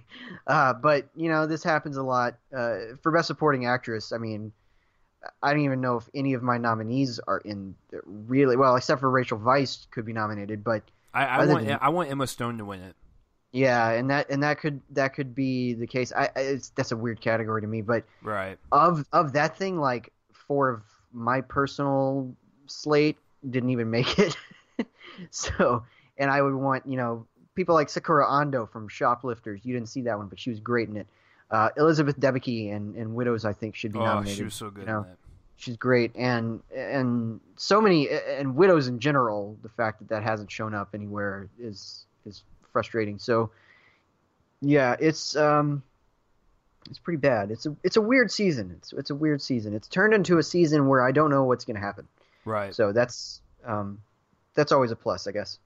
All right, guys. So we're going to be moving on to our first review now. We are not going to get to Glass right now. What we have decided to do, or I guess what I kind of on my own decided to do, is if we have to double up on reviews and we've missed the previous week, we are going in chronological order by release. So the first thing we're going to get to is The Upside. This one comes from director Neil Berger of, get this, Chase. I don't know if you looked up the director or what he's done previously. He directed Divergent and Limitless, and this movie is not the same as either. This one is a remake of the French drama The Untouchables from 2012, and it stars Kevin Hart and Bryan Cranston. Hart plays Del Scott, a parolee who's looking for signatures to prove his character, I guess, following his release from prison. And Cranston plays Philip Lacasse, who is an author, a renowned author of sort of an autobiography, and also a former executive who brought companies back from the brink of failure. And Philip has suffered a horrible injury after paragliding accident. And needs somebody to be his life auxiliary, which basically that means somebody to transport him from from his wheelchair to other places, like his bed or a car or whatever, and drive him places. Because his assistant, played by Nicole Kidman, cannot be that person. He has to have somebody else to do that, and he hires Del. Now, the original film had sort of a similar setup, and I'm going to go ahead and give Chase the chance to review it. But before I should say that, I'll just say this: I'm familiar with the original film. I saw it. It was either the first movie or the last movie I saw at the very first Dallas International Film Festival I went to. I think it might have been the last, because thinking on it, I think that I was thinking about it in terms of the rest of the festival. So yeah, I think that it was the last film that I saw in 2012 at the Dallas International Film Festival, the first one that I went to. But Chase has not seen this film, correct? That is correct. Right. So I'm going to go ahead and let Chase review it from somebody who was coming at the movie sort of cold in terms of having not seen the source material. And we're gonna see this happen a lot in just a couple of weeks. The same probably is going to be for Miss Bala, which comes from a film that I don't know if he's going to make the effort to see the original. But yeah, so I'm looking forward to doing this, and this is kind of the first example of that. So Chase, having come at it from kind of a cold position of not being familiar with the material. What did you think of The Upside? Um, First to comment on your comment about me not making the effort. That's probably true. And it's not because I don't want to. As a busy man, folks, Right. and also I live with my girlfriend, which means I can't just be watching everything 24/7. I have to go, hey, babe, what do you want to watch tonight? Oh, okay, we're watching Game of Thrones again? That's fine. Let's watch that. So, I can't, like, I'll make some decisions, but it's just more of like, if I pick some random foreign film, she's probably not going to want to watch it, folks. Okay, so, The Upside. So, before we begin, because I saw Joel's post on this today about a certain reviewer that reviewed this movie, I am not talking about Kevin Hart's controversy. I am not talking about Bryan Cranston's controversy. I'm talking about the movie in general, and I'm not talking about anything else. So, with that being said, if we're going to be reviewing this as a movie, when I saw the trailers to it, I was excited because I wanted to see Kevin Hart kind of tap into his more dramatic side. I was getting kind of Kevin Harted out, if you will. I was getting tired of seeing his comedy movies, and it's just the same stuff over and over again. I know Joel didn't like Jumanji, but, Jumanji was fun enough, and he didn't drag the movie down for me. But I was getting sick and tired of seeing his same old shtick, and I wanted to see him venture off, go outside the box, and do something different. Something that could surprise me and go, you know what? He's got the talent. It's there. It's always been there. I'm glad he's doing something different. Now let's move forward and do more stuff like this. And when you're going up against one of the best actors, not only in movies but in television history with Bryan Cranston, that's a tall order to go up against someone toe to toe like that. So that made me even more excited. I was like, cool. This gives him a platform to do great things. And Nicole Kidman is one of the best as well. And so awesome recipe for success. And it's a remake of a very, very highly regarded original. So cool. All the components are there. So I saw the movie. It's okay at best, but there are a lot of major storytelling issues with it. Because what I will say up at the front, it's a competent movie. It's not like it's horribly shot. There's some weird camera angles. There are some weird camera movements, and definitely some weird setups with the cinematography. But that didn't really bother me that much. There's some weird transitional editing choices with fades to blacks that are very annoying and don't really flow well at all. Those little nitpicks are there. And so, as like a movie presented in front of me, it's competent, it's got its issues in the technical aspect. That's not the main issue for me. The main issue for me for this film is threefold. I have three major problems with this, and I'm going to go ahead and just start at the top and work my way to the bottom. Kevin Hart, for me, did not hit any emotional beat in this movie correctly. He was trying. He gave 100%. I saw that he was trying. It just did not work for me. There are several scenes where he had an opportunity to do that, whether it be with the mother of his child, or in front of his child, or even in front of Bryan Cranston when he's breaking down. He tries to match their level with the dramatic heft that you need for this character, but it just never fully came across for me as Kevin Hart going into that realm, so to speak. He was trying, but it did not work for me when he was trying to hit any type of emotional wavelength in this movie. Does not work for me. And he does his comedy stuff. It is a little weird. I'm not going to lie. It's a little weird to see Kevin Hart with the homophobia stuff surrounding him, and then he makes a, I don't want to touch this penis joke in the movie, but, that's neither here nor there. But he does his improv style of comedy. Some of it is fine. when he's trying to make Bryan Cranston's character laugh, but other times it's just normal Kevin Hart. But I was more excited about the dramatic stuff. It just didn't hit for me. The second thing, I thought there were some really, really undervalued and underdeveloped relationships with certain characters. Now, with like Bryan Cranston's case, like his story, most of the people in his life are not there, so to speak, and so he mainly interacts with Nicole Kidman, and I thought that was a nice little relationship for what it was. And they're actually the best parts about the movie, by the way, are Cranston and Kidman. They do with what they can, and they make it better than what it is. They're trying really hard on like a B plus level, but the movie just kind of drags them down into the C level. If there's the foreshadow for my grade. So their relationship is nice. It's a nice little warm but also tough love little relationship. And the end of the movie you could see coming from a mile away. But that's neither here nor there. The underdevelopedness comes from, well, I guess I'll start with like kind of the minor one, and I'll work up to the major one that really just kind of left a bad taste in my mouth. I thought the chemistry between Kevin Hart and Bryan Cranston was a little off, to be honest with you, and that was supposed to be the main kind of heartbeat of the movie. And I think that has to do with the fact that Bryan Cranston, when in the moment, this man is giving 110%. There's even one moment where I felt for the guy. It's this Cranston. He can make you do that.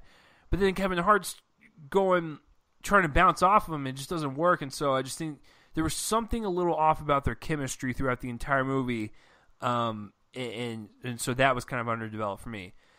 I think the main one for me was Del and his son. It was so underdeveloped to a point where at the very beginning of the movie, his son hated his guts. Did not like him.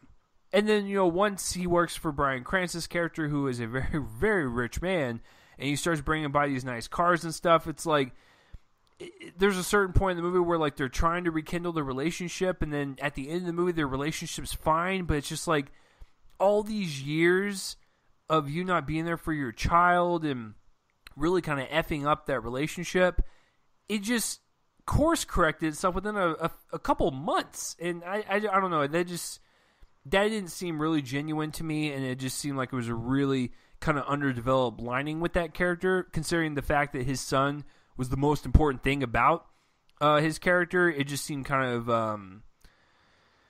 like second fiddle to him, like for my perspective. And the last thing, speaking of being awful to his son, these characters are awful to follow. I thought Del, Kevin Hart's character was selfish, was kind of rude, and even when he was slightly charming, like, yeah, it slightly kind of worked because he was trying to make Bryan Cranston's character a little bit, more smiley, if you will. I didn't. Why were we following this guy? Just every single time he seemed to be making mistakes, and then at the very end, like when he has a job and he's like course correcting his life, at that point I was like, cool, I'm down with that. Like he's making an effort to see his kid and provide for child support, and he has his own business now. But then, like, the mother of his child is just like, oh, like, thank you for the house and everything. But it's just like, did we forget everything that this man was doing before all that? It just a very, very, very unlikable person to follow. And Bryan Cranston's character for a good portion of the movie is very unlikable too. So you're like, why am I following this? And I realize that man, I'll give him some benefit of the doubt. He has a lot of pain in his past. That's totally fine, but there are certain points where, like, he's just frustrating to watch. And, I don't know why Del's character was just really unlikable for most of the movie. So that's kind of like my wrap-up for the movie. I thought it was okay at best when it was hitting at certain points, but I think what it boils down to is Kevin Hart is the problem. Some of the relationships underdeveloped, and then, of course, very unlikable people to follow. Like I said, some of the camera work is a little shoddy here and there, and some of the transitional choices with the fades to black were a little off-putting and didn't really flow really well. But that's kind of a minor complaint to what is really the heart and soul of this movie. I just thought there was a lot of skipped beats, if you will, in the heart, and it wasn't a fluid beating heart. It felt kind of flat to me. So I think overall, I wouldn't really recommend this in theaters. If you're curious about it, rent it. But what do I know? Because it's doing great in theaters right now. It seems like a lot of people want to see it. I know my audience was about half full, so Kevin Hart still got his fans, even with all the stuff happening. So I'm going to give The Upside a C-. And I'm going a little bit lower. I'm giving this a D+. I think that the problem with this movie is, just to kind of brush past the whole aesthetic thing, I think it has all the visual scope of some sort of like commercial, Allstate commercial. Right. Did you notice because it had flat sound, it was flat very imagery, very flat in its cinematography. So I won't disagree with you there, but I found it kind of weird that they were doing a lot of floating cinematography, and it almost seemed to me like they rushed shooting that day and were just really kind of lazy and like, oh wait, we only got Kevin Hart for today, and he's got to go off and do something. We got to do this in one shot, in one take, and move on type of deal. There was a lot of shots like that, a lot of scenes like that, and I was like, it seems kind of lazy to me.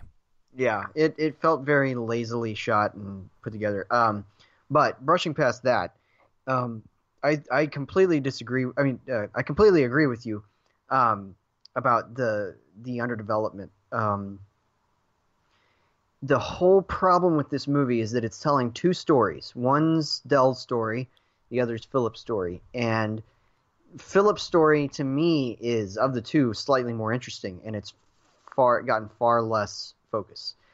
Because this is a man dealing with depression and grief, and kind of grief in an unspeakable way, because he's mourning the loss of what he can do with his body after this horrible accident, and he's also mourning the loss of his wife from cancer 4 years after that event. And so that's interesting, and I think that it puts his relationships in, potentially at least, an interesting light, and that's what the original film did really well. But this movie just kind of doesn't do anything with that idea. It gives Nicole Kidman nothing to do, except for a couple of heartfelt scenes with Cranston. And I agree that those are probably the best scenes in the movie, but it just doesn't add up to anything because there's no development of that relationship. And then you have the whole romance thing with Juliana Margulies' character that is literally, they're together for one scene in the movie, and it doesn't work at all. It's just very ham-fisted. And yeah, that doesn't work, even though it's slightly the more interesting story. It's given a lot less development. Meanwhile, you have this thing going on with Hart's character, Dell, with his son, and it's just not interesting. It's just basically the usual thing about the absentee father who has to learn a specific kind of lesson about remaining in his son's life, and it tidies that up in a really, really false way, particularly, and this was my biggest problem. This is what dips it down to below the C degree for me, is the denouement of the film. The last maybe 10 minutes basically gives a bunch of these characters unearned kind of resolutions for all of their problems, and a lot of unearned pathos or attempted gravitas that just completely falls flat. It gives them all the easy answers, and it basically gives them all the easy way out. That's kind of the thing that really, really just annoyed me the most about this movie, is the fact that it just gives them all unearned kind of resolutions to their problems, and I don't like that when that happens. But following up just such an uninteresting, completely underdeveloped relationship like the one that Dell has with his son, you're so right. He's not a likable character, and and it's kind of summed up in that scene that you were talking about with the catheter, which goes on for 10 minutes, and it's just kind of writing on Hart's abilities to be an improv comic actor. But I'm telling you, I don't think that Kevin Hart's good in this movie. I think that he's kind of flat as a comedian. I don't think that he bridges the gap well from that tendency to the dramatic stuff. and he doesn't deliver the dramatic stuff very well. It's not a good performance. It's not a bad performance. I can't say that. It's not like some disaster of a performance, but he's not very good. I think Cranston's a little bit better. He's fine for what he's given, which isn't very much. Like I said, Nicole Kidman's not really given anything to do, and anyway, just weird. And also, the big elephant in the room, the other big elephant in the room is the fact that there's a very strange sense of optics about this relationship. The wealthy white guy with the lower class black guy as his helper, and the original movie kind of papered over that by being honest to the characters. There was a lot more to them than there was on the page, I guess. And that's why it was able to work. It was honest about them, and thus it managed to have some honest emotions. But this just kind of fills in the gaps of character development with a lot of really unconvincing melodrama. So you can never leave that weird sense of optics in the relationship between them. And anyway, that's a big problem for me. And yeah, there's really not much to say about this movie. It's just kind of very flat, really uninteresting, and nothing that would ever make a bottom 10 just because it's kind of that whatever, this just kind of played in front of my face kind of thing, you know. But yeah, it's really very far short of its original source material. And anyway, it just, minus all the drama around Hart and Cranston, it just, that's not the reason you shouldn't see it. You shouldn't see it because it's just not a very good movie. And yeah, so that's why I'm giving it a D+. It's bad. So, all right, guys, C- from Chase, D+ from me. Clearly, you have to see The Upside. It's a new masterpiece. We're gonna move on. No, it's okay. You can watch Escape Room instead. What's Escape Room? Okay, so right, I've already forgotten about it. All right, so we're gonna move on to the big movie of the week, and that is Glass. This is the new movie from director M. Night Shyamalan, and it's dually a sequel to 2000's Unbreakable and 2017's Split. Of course, people who haven't seen Split, that's, I guess, kind of a spoiler in a certain way, but we find out in the last scene of Split that it's connected to this universe, and it's the second film in what is now a trilogy. And apparently this is the last movie in the trilogy. Shyamalan does not intend to make any more movies, so it's not going to become a quadrilogy or anything else. But anyway, so to recap, Unbreakable followed a character named David Dunn, played by Bruce Willis, who was the only survivor of a horrible train derailment in Philadelphia, and it cannot be explained. He came out with no injuries whatsoever. He was one of two survivors initially, and the other one we see in the shot that introduces us to him after the train crash. The other one dies very soon after of a horrible wound. Meanwhile, David was left completely uninjured, and no one can explain why. Soon after that, he discovers that he has a couple of abilities that he did not realize he had. One is super strength, or super endurance, I guess. The other one is that he can detect when people are doing something wrong when he touches them, specifically a crime, and he has a great sense of intuition surrounding that ability. It was basically kind of a commentary on the whole superhero frenzy that started soon after Unbreakable opened. I think that X-Men had already opened at this point, but otherwise there had been none of the interconnected cinematic universes that we have now.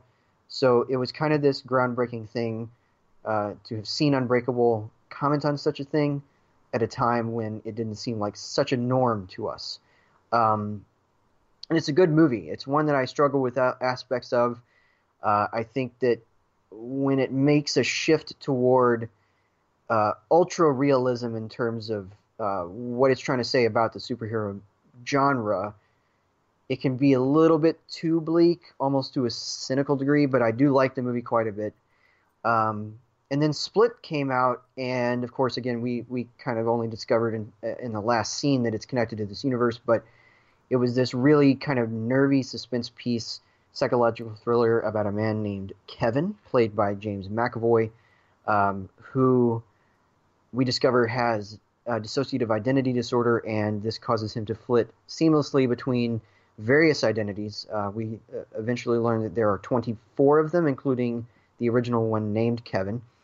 And in that film, he terrorized a group of girls, including one played by Anya Taylor-Joy, who had her own source of trauma.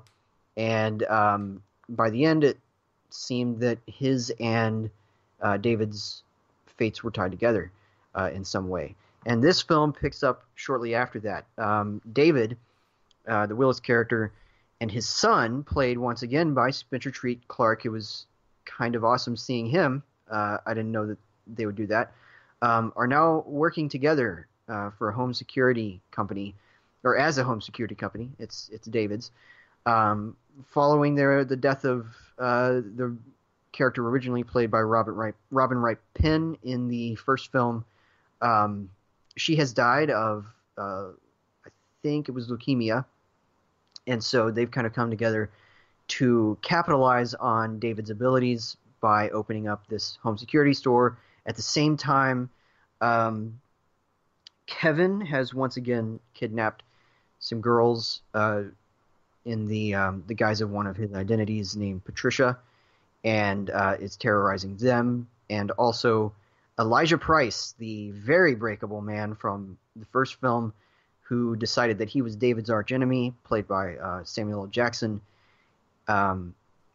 is up to stuff. And let's just say that. Meanwhile, a doctor, played by Sarah Paulson, has gathered them all together because what she studies in her psychological field is people who think that they are comic book characters.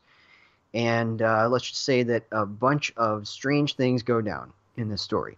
Of course, okay, so I'm going to go ahead and hand it over to Chase. Chase, give us your review of Split and let us know what you thought of Split, I should say, Glass, and tell us what your thoughts on Unbreakable and Split were. Right, so, Unbreakable for me when I was a kid, because it actually came out when I was 10 years old, I didn't really appreciate it because I was on the Sixth Sense high, and so I didn't really understand the nuances and intelligent filmmaking back then because I was 10 years old. And as I grew up and I started to develop my brain, by the time I was 28, I realized that movies are way more intelligent, than popcorn fare, and can actually be these really interesting takes on these genres and really just kind of blow you away with something different. And so that's what Unbreakable was. It was a superhero film that was grounded in a real setting that we live in today, and how superheroes and supervillains would act in our environment. And I was looking up as Joel was talking, it did get swallowed up by X-Men, because X-Men came out in July of 2000. This one came out November 2000, and so a lot of the talk was about X-Men. So Unbreakable did well because it was the follow-up to Sixth Sense, so to speak, in M. Night's filmography, but it didn't do as well as it could have been, just because I think it was a little misunderstood. But now it's gained more of an appreciation over the years. And then Split, I thought Split was a nice little thriller, and then that ending tag with seeing David Dunn in the diner watching the television, that's what got me excited to see how he was going to kind of interact with all three of these characters in the same movie. I will say this before I start my review. This is a very inside ballpark movie. I am telling you this up front. If you have any interest from what Joel and I are about to say about this movie, and you want to see it, and you have not seen Unbreakable or Split, I usually don't say you need to watch stuff before other installments unless it's like super crucial. This is super crucial. I went with a group of people, aka my girlfriend, her parents, and her sister. Her sister and her mom had not seen Unbreakable. I'm sorry, but if you're watching this movie, I would be super lost if I was like, Wait, Bruce Willis is who? He had this. He had this power. Why is Samuel L. Jackson hunched over in a wheelchair? Like I would ask so many questions that I probably would make someone's ears bleed in the theater. So I'm telling you this right now. It's a very inside ballpark movie. If you want to watch it, okay. I don't know how Joel thinks about this movie because I just saw it 3 hours. What is it now? 5 hours ago. Right, and before we started recording, he's totally right. There's a lot to unpack, and I saw it last night. I'm still not really sure fully my thoughts in terms of if I love it or like it, but I'm telling you guys right now, I feel comfortable with saying I like it, and without even hearing Joel speak, I don't understand the 36% Rotten Tomatoes. I think that's way too low. But here we are. Okay. So with Glass, I can comfortably say, until I see more viewings, I like it. But there are a couple of, let's just say, M. Night Shyamalan story elements that I did not like. Now, I will say that the overall story and the overall goal for one of the characters I actually liked, because it makes total sense for his character to, kind of... we want to be very careful because I don't want to dip into spoilers, but let's just say one of the characters out of the three, that way you have no idea which one I'm talking about, kind of devises this entire plan to kind of, let's just say, the ultimate goal of revealing who they are. And I thought that was actually appropriate for that type of character. So I actually didn't mind the overall story, and that includes the beginning, the big chunk in the middle when they're in the psychiatric hospital, the ending fight, the overall final twist, if you will. I liked all of that. And the more I think about it, I think that's probably the best way you could have represented this trilogy and the way you could have ended this story. So overall, I do like it. Here is my two main problems, though, because it's actually I found them both to be lazy and really just kind of off-putting when they were presented in front of me. I'm going to say it. There's about 3 twists in the movie. One of which involves the final ending bit, and then one involves another character, one involves another character. The one that is implemented with James McAvoy's character in the connection to Unbreakable, I thought that was a very lazy twist in writing. I thought that was very convenient, and I didn't really buy that. I was like, oh, cool, the convenience on this twist. Jeez. Didn't really care for that. Hopefully Joel knows which one I'm talking about. And the second one, I really, really did not like the reveal. And I might appreciate this over time. I did not care for the reveal of Sarah Paulson's intentions. Like, her character when she was fully realized. I was like, because when it cuts to it, it doesn't even seem like it's the same movie type of deal. So those are the only 2 twists I didn't really care for. The final one at the very end, with kind of like the overall plan, I like that because that pretty much cemented one of the 3's characters, and I thought that was a great way to kind of end it. Okay, so that aside, I still like the overall story. I like the psychiatric hospital scenes. I thought those were really intriguing. I love the whole sit-down with Sarah Paulson and all 3 of them. I like when they're interacting with each other and kind of bouncing off of each other, because I think the biggest ticket grabber for this movie is James McAvoy. He's absolutely fantastic, as he was in Split and as well as this one. His interactions with Sam Jackson are really riveting. I love it when he was doing anything with David Dunn's character. James McAvoy is, I guess pun intended, a beast of an actor. and he is so good in this movie and in Split that, these movies are not going to win awards or anything, but man, this is just a prime example of an actor giving 110% and really just kind of going there. Because this is a guy that plays a roided out a person, a very calm woman, a very very small child. Like he plays the whole gamut of like human characters, and he's just so good at what he does. So he is definitely the best out of the three. That's a given, just because of the amount of work that he has to do with all the characters, and the amount of him flashing back and forth between them on the flip of a dime is impressive. I thought Sam Jackson was really great. Not really enough, given the fact that this movie's named after him. But I mean, I will just say that in the end it made more sense. But I do wish there were more scenes with him. Because he was the second best out of the three. He can really sell falling out of a wheelchair and breaking all of his bones, just like he did in Unbreakable. And then I thought Bruce Willis was fine.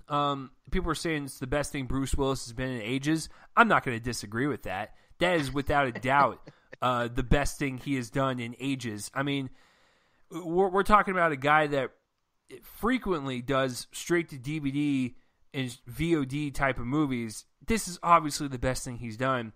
But I think what M. Night does is limit his dialogue, so we don't really see his acting that much. It's more of like a physical acting, more of a presence, kind of like it wasn't in the first Unbreakable, but he had way more dialogue in that movie. But yeah, his dialogue is a little shunned in this movie, but for what he is given, he is fine.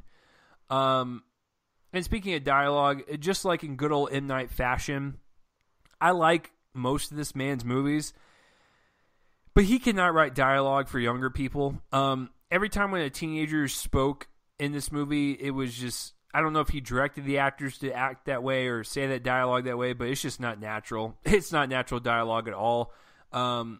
There's several teenagers in the beginning of the film that just, oh man, you're like, he never writes natural dialogue for anybody. Exactly. Well, I'm gonna take an issue with that because he has a very specific way of writing dialogue that makes every single one of his movies, whether it's something is outright, I'm not talking about The Last Airbender or even The Village, which is slightly removed from reality, or After Earth or whatever, but even in his movies set on the planet Earth that are fairly realistic, stuff like Signs and even Unbreakable, I noticed that in Unbreakable there's a lot of dialogue that seems to indicate that he really reads a lot of David Mamet plays. There's a specific cadence and inflection and kind of speech that the characters have. I won't take issue with what you're saying. I think that your point is that it feels like an old timer trying to figure out how teenagers talk. Right. But in terms of teenagers in an M. Night Shyamalan movie, which is what they are, I think that it's perfectly fine because it's perfectly in line with what he does. Right. Which is right dialogue that feels just slightly unreal. Right. And I'm not totally like dogging on these actors. They did what they could. I just think if you look at something like a Split, where 3 out of the 4 main actors in that movie are teenagers, 2 of them were fine, but like But what I mean is they're teenagers in an M. Night Shyamalan movie. That's important. Right. Because they're populating his kind of view of how characters talk, which is not how actual teenagers talk. Right, so, and I'm not saying like this. That's what I'm saying is like, yeah, it's not a huge burden in this movie. Like it's literally like a couple scenes in the beginning. It's just something I had to point out because like especially when he writes the teenagers to curse. It's hilarious. Yeah, but that's a minor thing. Speaking of performances, I thought the son, David Dunn's son, it's the same actor from Unbreakable. He's whatever. I kind of wish he was a better actor because of the implications. I don't think he's actually been in anything since that. I might be wrong about that, but I don't think he's Right. had any major roles since that one. Yeah. Right. But with the implications of his character at the end of the movie, it's like kind of wish he would have been a little bit better. Anya Taylor-Joy is there. She's primarily there for Kevin's character, and really nothing more. Besides the end bit with maybe her interaction with the Beast, she really didn't need to be in this movie. Same with Glass's mom. I don't know. They just seemed like second fiddle. And I realize that we're supposed to focus on the main three, but given that they're supposed to act like supporting characters in a comic book, I figured there would have been a little bit more oomph to them. Sarah Paulson is, fine. I wasn't really blown away by her, and I just think her reveal at the end just turned me off a little bit. And then I will say, for a superhero film that's set in kind of like a realistic setting, the ending climax, like the ending battle, it was fun to watch. I mean, if I were to imagine superheroes of this caliber, like fighting on Earth in a very like non-comic booky manner, but also comic book manner, I probably would see them fighting out on my front line and doing it that way. So I thought the climax was pretty fun to watch. And then also before I give my grade, I like the music quite a bit. It's a lot of interesting combinations of the original Unbreakable score with like the split score and some new stuff kind of thrown in there. I just thought it was a nice little mishmash of all the movies that came before it, while also being its own thing. And I just thought anytime when like the split music would come on, it was unnerving. Anytime when the Unbreakable stuff would kind of come on, it was really sweeping and epic. And then the new stuff, was kind of like a mixture of the two. I don't know. I just thought the music was really great. So, on the first viewing, I will say that I don't really love it right now, but I do like it, and I do think it's a fitting end to the trilogy. I don't know why people are dogging on it as hard as they are. I don't know if it's because of expectations or what, but I set myself up to know this. M. Night's he had like $30 million to make this movie. He's not gonna make like some Avengers style type of movie. This is a grounded movie. It's gonna be more of a drama. It's gonna be more of a lot of people talking to each other. It's not gonna be very action heavy. I thought the pace of it was pretty good. It kept flopping back and forth between all the characters, and I thought it was handled. I was entertained. The first like 10 or 15 minutes it could have been tightened up a little bit better, but I still think overall, for a movie that's more about the dramatic aspects and really like the exploration of characters, I enjoy that, and that's why Unbreakable is really popular, because it kind of relies on the human drama aspects of these characters. So, it's a lot to unpack, and maybe I would love to dissect it later in life, and maybe Joel and I can revisit this trilogy and really dissect it. But for right now, on a first viewing, I liked it, but with some of those story problems and some of the acting being a little kind of or whatever, I'll give it a B-. I think I'm comfortable with a B-. So yeah, I'm curious to know if Joel's gonna rip me a new one, or if he's gonna agree with me, or what's gonna happen. So Joel, take it away, man. I'm curious because I don't know what you thought of it. You literally just saw it a few hours ago. I'm giving it an F. I'm just kidding. Yeah, well, at least if you were to give it an F, Joel, at least you'd have your points to back up with it. Be like, okay, I'll listen to this. I'll disagree with it, but I'll listen to it. No, I'm not that down. I didn't like it very much, though. I didn't like it as much as you. I think that it's interesting. We have the opposite feelings about some stuff.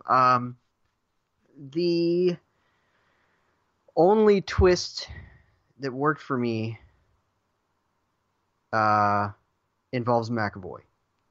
That one worked for you? Yeah, that one. I That thought one. I thought that was a Yeah. little too But safe. I should say that this is on a relative scale because it still didn't really quite work for me.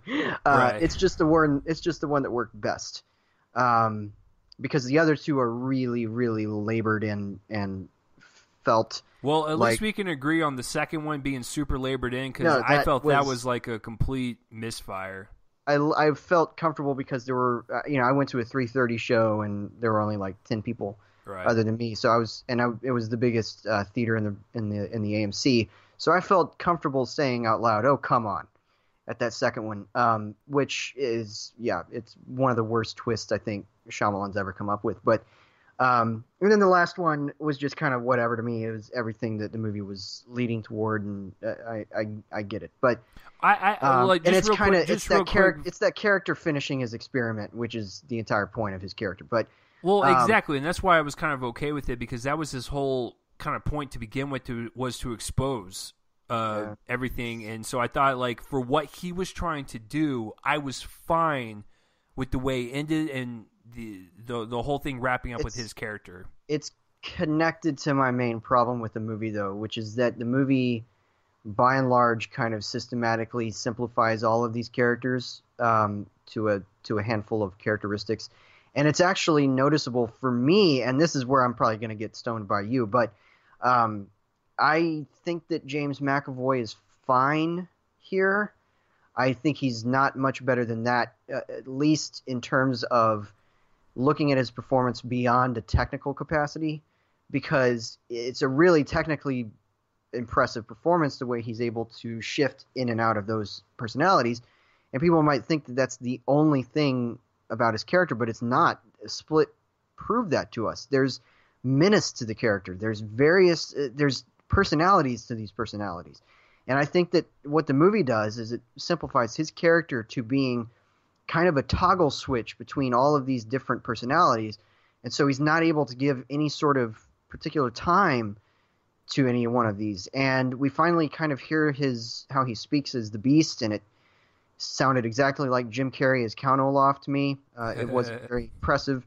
And I think he's really good as Patricia. I think that's probably his most impressive performance under the guise of one of these. And again, it's impressive the way he's able to toggle, but the screenplay only uses him to do that. Otherwise, he's just a tool in the plot. And I don't, and so I don't think that McAvoy does much more than what the screenplay is asking him to do, which is not the case, weirdly enough, with Samuel L. Jackson, who I think is terrific here. He's not. It's weird because for a long time in the movie, he's literally slumped over in a chair. Yeah, that had to have hurt his back. The whole time I Right. was watching, I was like, that guy's gonna have back problems. But he does a really clever thing because there's a lot of close-ups of his face, Right. and he's acting a lot through not doing anything. And I think that that's really cool. And then once he finally talks, I mean, it's great dialogue that Shyamalan gives him. It's the best parts of the movie. And of course, Jackson's great because he's a seasoned actor who's delivered a bunch of Tarantino dialogue, so he knows how to kind of work through all of this kind of very specific kind of dialogue that's very articulate and formal and perfect for the character who grew up as kind of this outcast because of his condition, osteogenesis imperfecta, the type 1 version of that, and this thing that basically makes his bones not secrete a protein which causes them to break very easily. That's kind of the thing with his character. And he's really good here, especially in his moment. I agree, by the way, with especially his first moment with McAvoy when he goes into the room and we only see kind of the backdrop of light kind of giving him this shadowy comic booky effect in the camera, and he's speaking this very elegant formal dialogue, and it's really great scene. And I think he's really good. I honestly thought that Bruce Willis was sleepwalking through this. I didn't like him very much. I think that he was great in Unbreakable. Really kind of heavy performance that paid close attention to his ability to convey a great sadness in this character. This guy who just is dealing with past grief um, and all of that. He was really good in that movie, but here it just felt like he was just kind of going through the motions, and he didn't really sell it to me. I will definitely agree with you that his character portrayed in Unbreakable was way better in this, and that is a big issue given the fact that he's kind of like the main hero of this story, and he was kind of just underused throughout because he's kind of barely in it. No, he really isn't compared to everybody else. Now, of course, that could be tied to the fact that I've said this before on the air. I think that kind of I just know because of an acquaintance of a friend who worked with him on a movie, or worked on a movie with him in it, that he takes $1 million a day. And so it could be that they only had a specific amount of days that they could pay him for. Right. So, he didn't really have much to do because of that. I'm thinking probably a weekend, honestly, considering how quickly they shoot these movies with Blumhouse, right. being involved in it. It was probably a 2 or 3 week shoot. I can't imagine it was much longer than that. And I'm assuming that about 4 days of it was with him because he's not with the other characters a lot. The most that he's with them is that big final thing and also the big long scene that was probably filmed in like 3 hours of them all sitting around in the room, which, okay, so this is the other, it's weird that we disagree on so much, but our grades are not so far apart, but we disagree on so much. The scene where they're all talking together, where she's kind of, where the Sarah Paulson's character kind of is breaking down a lot of their perceptions about themselves, I thought was the most like labored way and exposition heavy way to do that possible, and it just dragged on, and I felt like, I don't know, nothing about that scene sat right with me except for the clever way that Jackson's able to just kind of sit there and glare and do the twitchy thing, and you can tell that the cogs are working in his brain to try to figure out some way to use this later on. And I thought that was really impressive, but it's just relaying a bunch of stuff that's like screenwriting 101 to me, just relaying it all through dialogue, and it just felt really labored and expository, and I did not like how that scene went on. And it gets a little bit of a jolt of energy with the final battle, which plays out about like what you'd think a superhero battle set within the real world does. The characters are kind of lumbering around, and I don't mean that as a bad thing. They would do that, and that's fine. But the series of twists and the hollow mythology that comes out of them, and the kind of hollow ideas about comic books and heroes that Unbreakable was so thoughtful about, particularly in how Price, the Jackson character, thinks of comic books as a new way of passing along history, I thought was really interesting. And here, it just kind of only covers that through lip service almost. It just kind of says, hey, remember this idea? We're going to bring it up again through this final twist. And that's the problem that I had with it. It just kind of simplifies that whole character who was so complex in the first movie to this very, very simple idea that wasn't really, honestly, that much more complicated than his initial point in Unbreakable. It just kind of circles back around to that, and I don't think that they do much else with that idea here, other than, the possibility of more being out there. And then it ends, and there's not going to be any more movies, so it winds its universe just as it's kind of stopping the whole thing. I think that it's kind of the opposite of what you're saying. I don't think it's satisfying into the trilogy because there's so many ideas that go untapped here. There's so many ideas, and the reason why I'm okay with it is because if superheroes were set in the real world, I have a feeling it would probably go down like this. Like it would happen in this, not like the final twist with that, but in terms of like the devastating things that we see in this movie, I feel like they would be stopped as soon as they get started, just because that's not going to fly in the real world.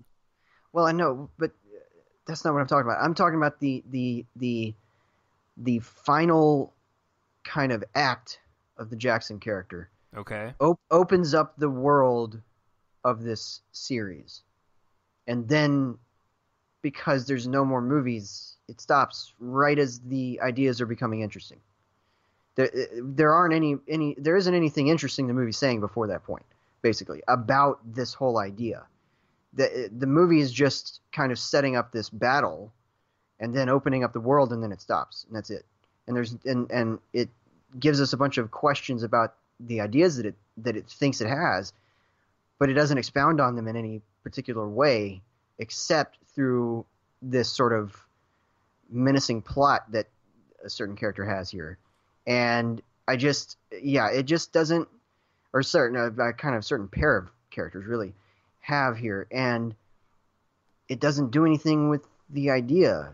So anyway, that's my thought on it. I think that it just kind of is very disjointed in terms of how it wants to go about using these characters from the earlier movies to come together into this kind of glob of an idea that it doesn't really do anything with. All it does for a long time is set up the big payoff, and it doesn't really do anything other than the action scene with that payoff. It just brings them together, and then that's it. And it doesn't seem like a complete thought to me. Almost. I have a question for you. Do you think the movie would be way more interesting if it just took place like out in the streets and everything, and the whole like psychiatric part was just eliminated? Do you think that would have helped it a little bit in terms of exploring like some of the mythology and like some of the ideas a little bit better and a little bit more clear if they weren't like so confined to one space for like a good 60% of the movie? Possibly, but then I don't know how you would incorporate the Price character into something like that, just because he is in the institution. So I don't know. I don't know. Not a lot of criticism is about fixing those problems. I don't know if it's fixable. I don't know if it's unfixable either.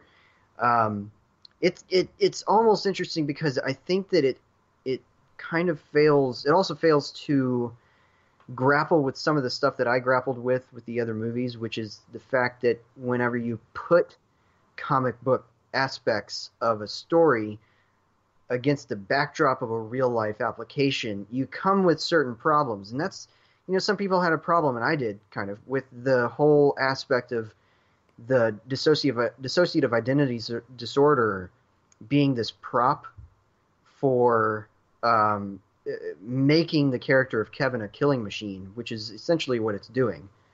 What Shyamalan was doing with that concept. There were problems that came with that, just because of the fact that you're simplifying an actual mental illness to be the prop of a comic book concept. Here you're breaking that down, but again, those problems remain, and I don't know if the movie quite grapples with that. And Unbreakable kind of ran into the same problem, I thought. Whenever it makes the shift from, David realizes his abilities and kind of puts them into action on the streets, I don't know if it quite grapples with the whole real world aspect of that either. It's an interesting kind of fence that Shyamalan's perched on with these. I think that's where you and I differ, because when I watched Unbreakable again, and then I still remember Split, and then watching this one, I think I'm the opposite of you, because I'm actually okay with some of the direction that they took certain characters, or some of the scenes they set up, because I feel like what I was watching is something that could happen in the real world. So my suspension of disbelief was like, I find this to be more believable than, say, a science fiction film of like an Avengers or something, where like, yeah, that's cool and all, but like, would that ever really happen? I look at these movies as like, it's not going to be like these grand spectacles of this genre, and so like you were saying, like with Price's character and the whole like reveal at the end of Unbreakable, yeah, it's really sinister and stuff, but I feel like that's how it would go down. I'm not. I, I'm not talking about that. I'm fine with Unbreakable when Price, decides to be the enemy and all that. I'm fine with that.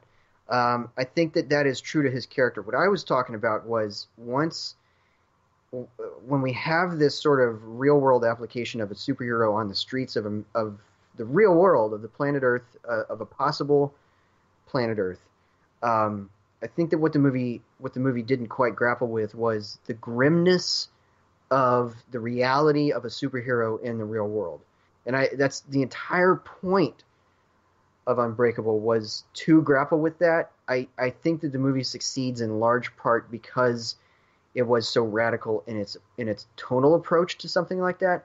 I don't know if it quite followed through as much as it wanted to on the ambition of its concept, which was this real world application of a hero.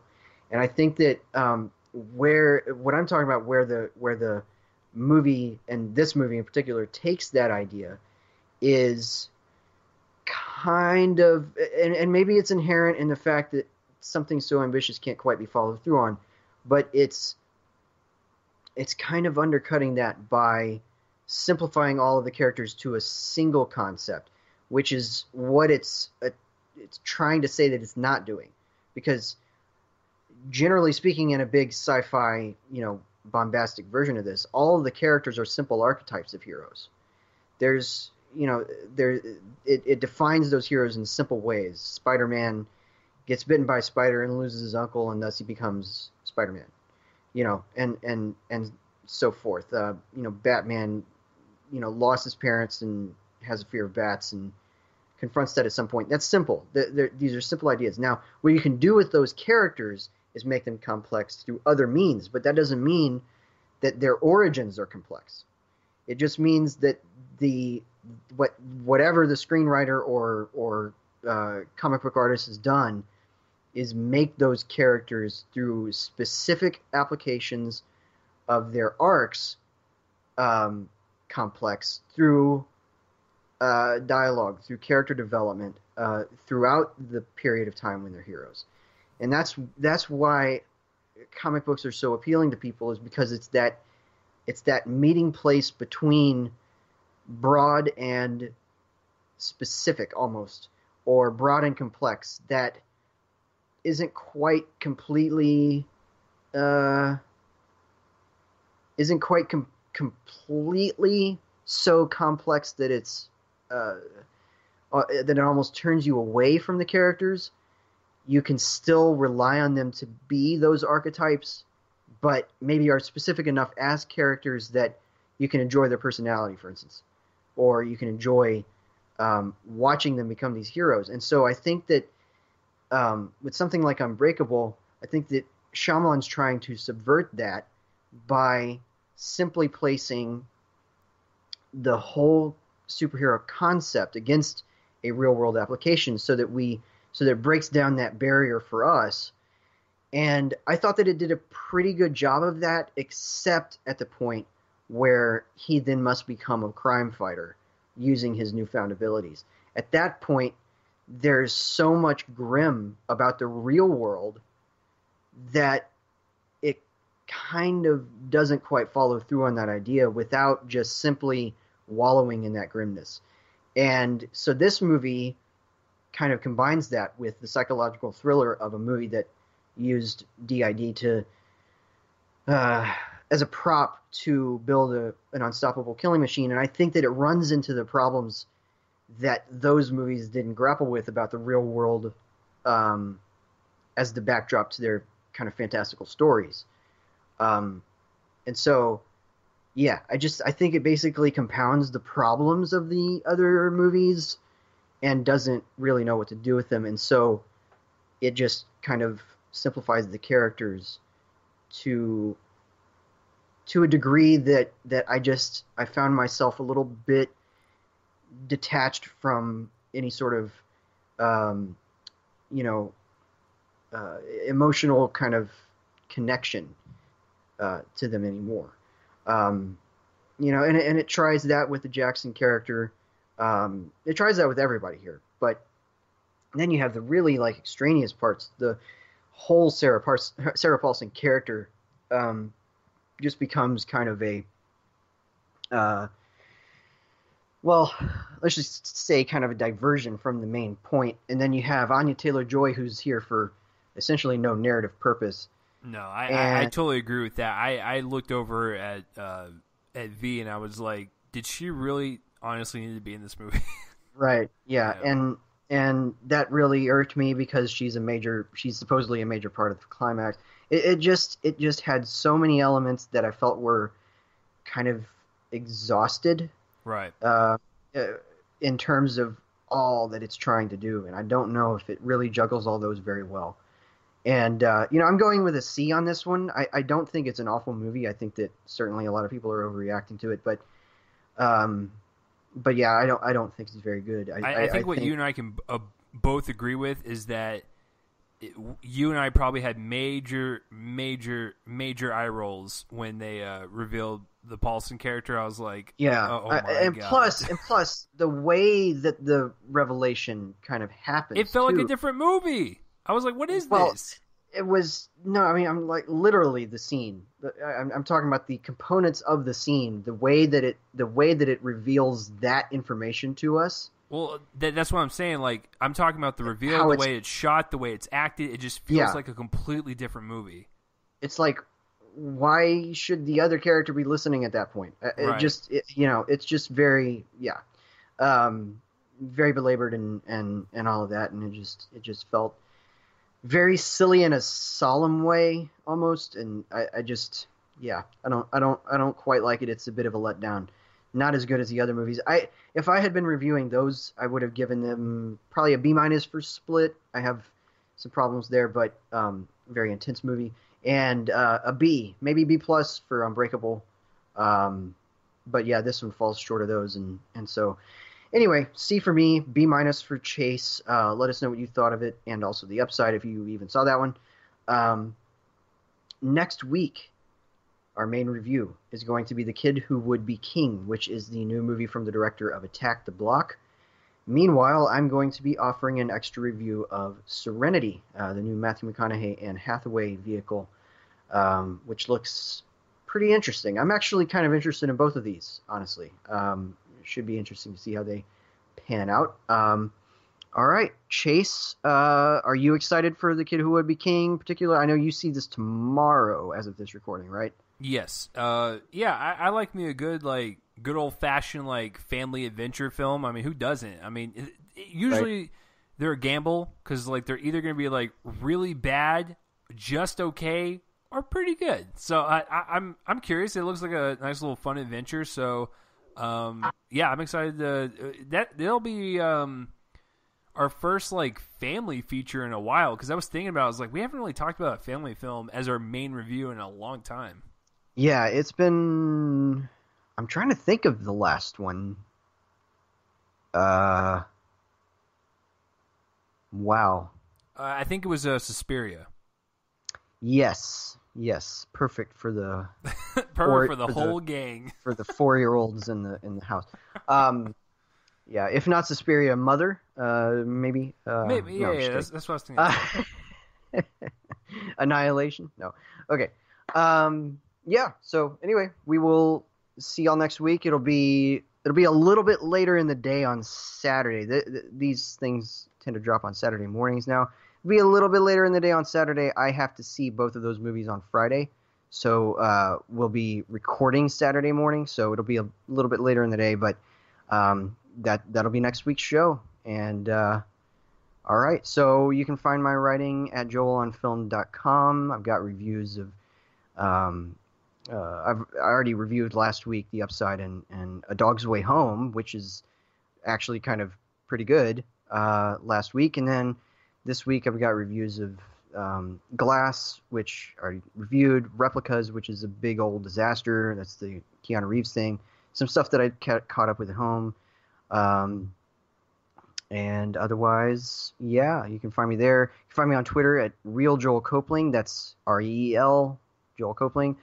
Letterboxd J Copling. You can find some of my writing at DallasMovieScreenings.com, although I haven't reviewed anything for them in a while. And otherwise, yeah, that's about it for me. Chase, where can people find you? Yeah, if you guys want to follow me on Twitter, it's at Real Chase Lee. Subscribe to my YouTube channel if you want to. I'm still going to review everything they review throughout the year. On this show, it's just been kind of a slow month. As Joel said, I haven't done anything for DMS in a while. The Kid Would Be Who Would Be King is the next one.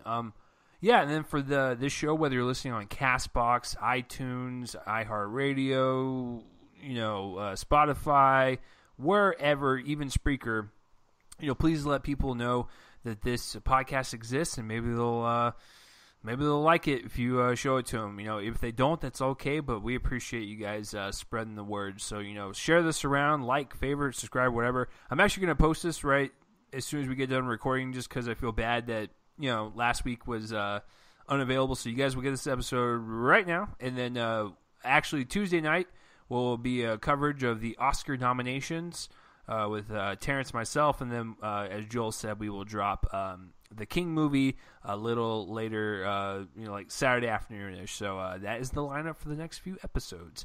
So this has been episode 263. I am Chase. That is Joel over there. Let us know all your thoughts down below, or message us, whatever you want to do, and we will see you guys next week for a good old-fashioned family film called Mother. So no, good Lord, show your kid that. Yeah. So we'll see you guys next week. Peace out. Bye.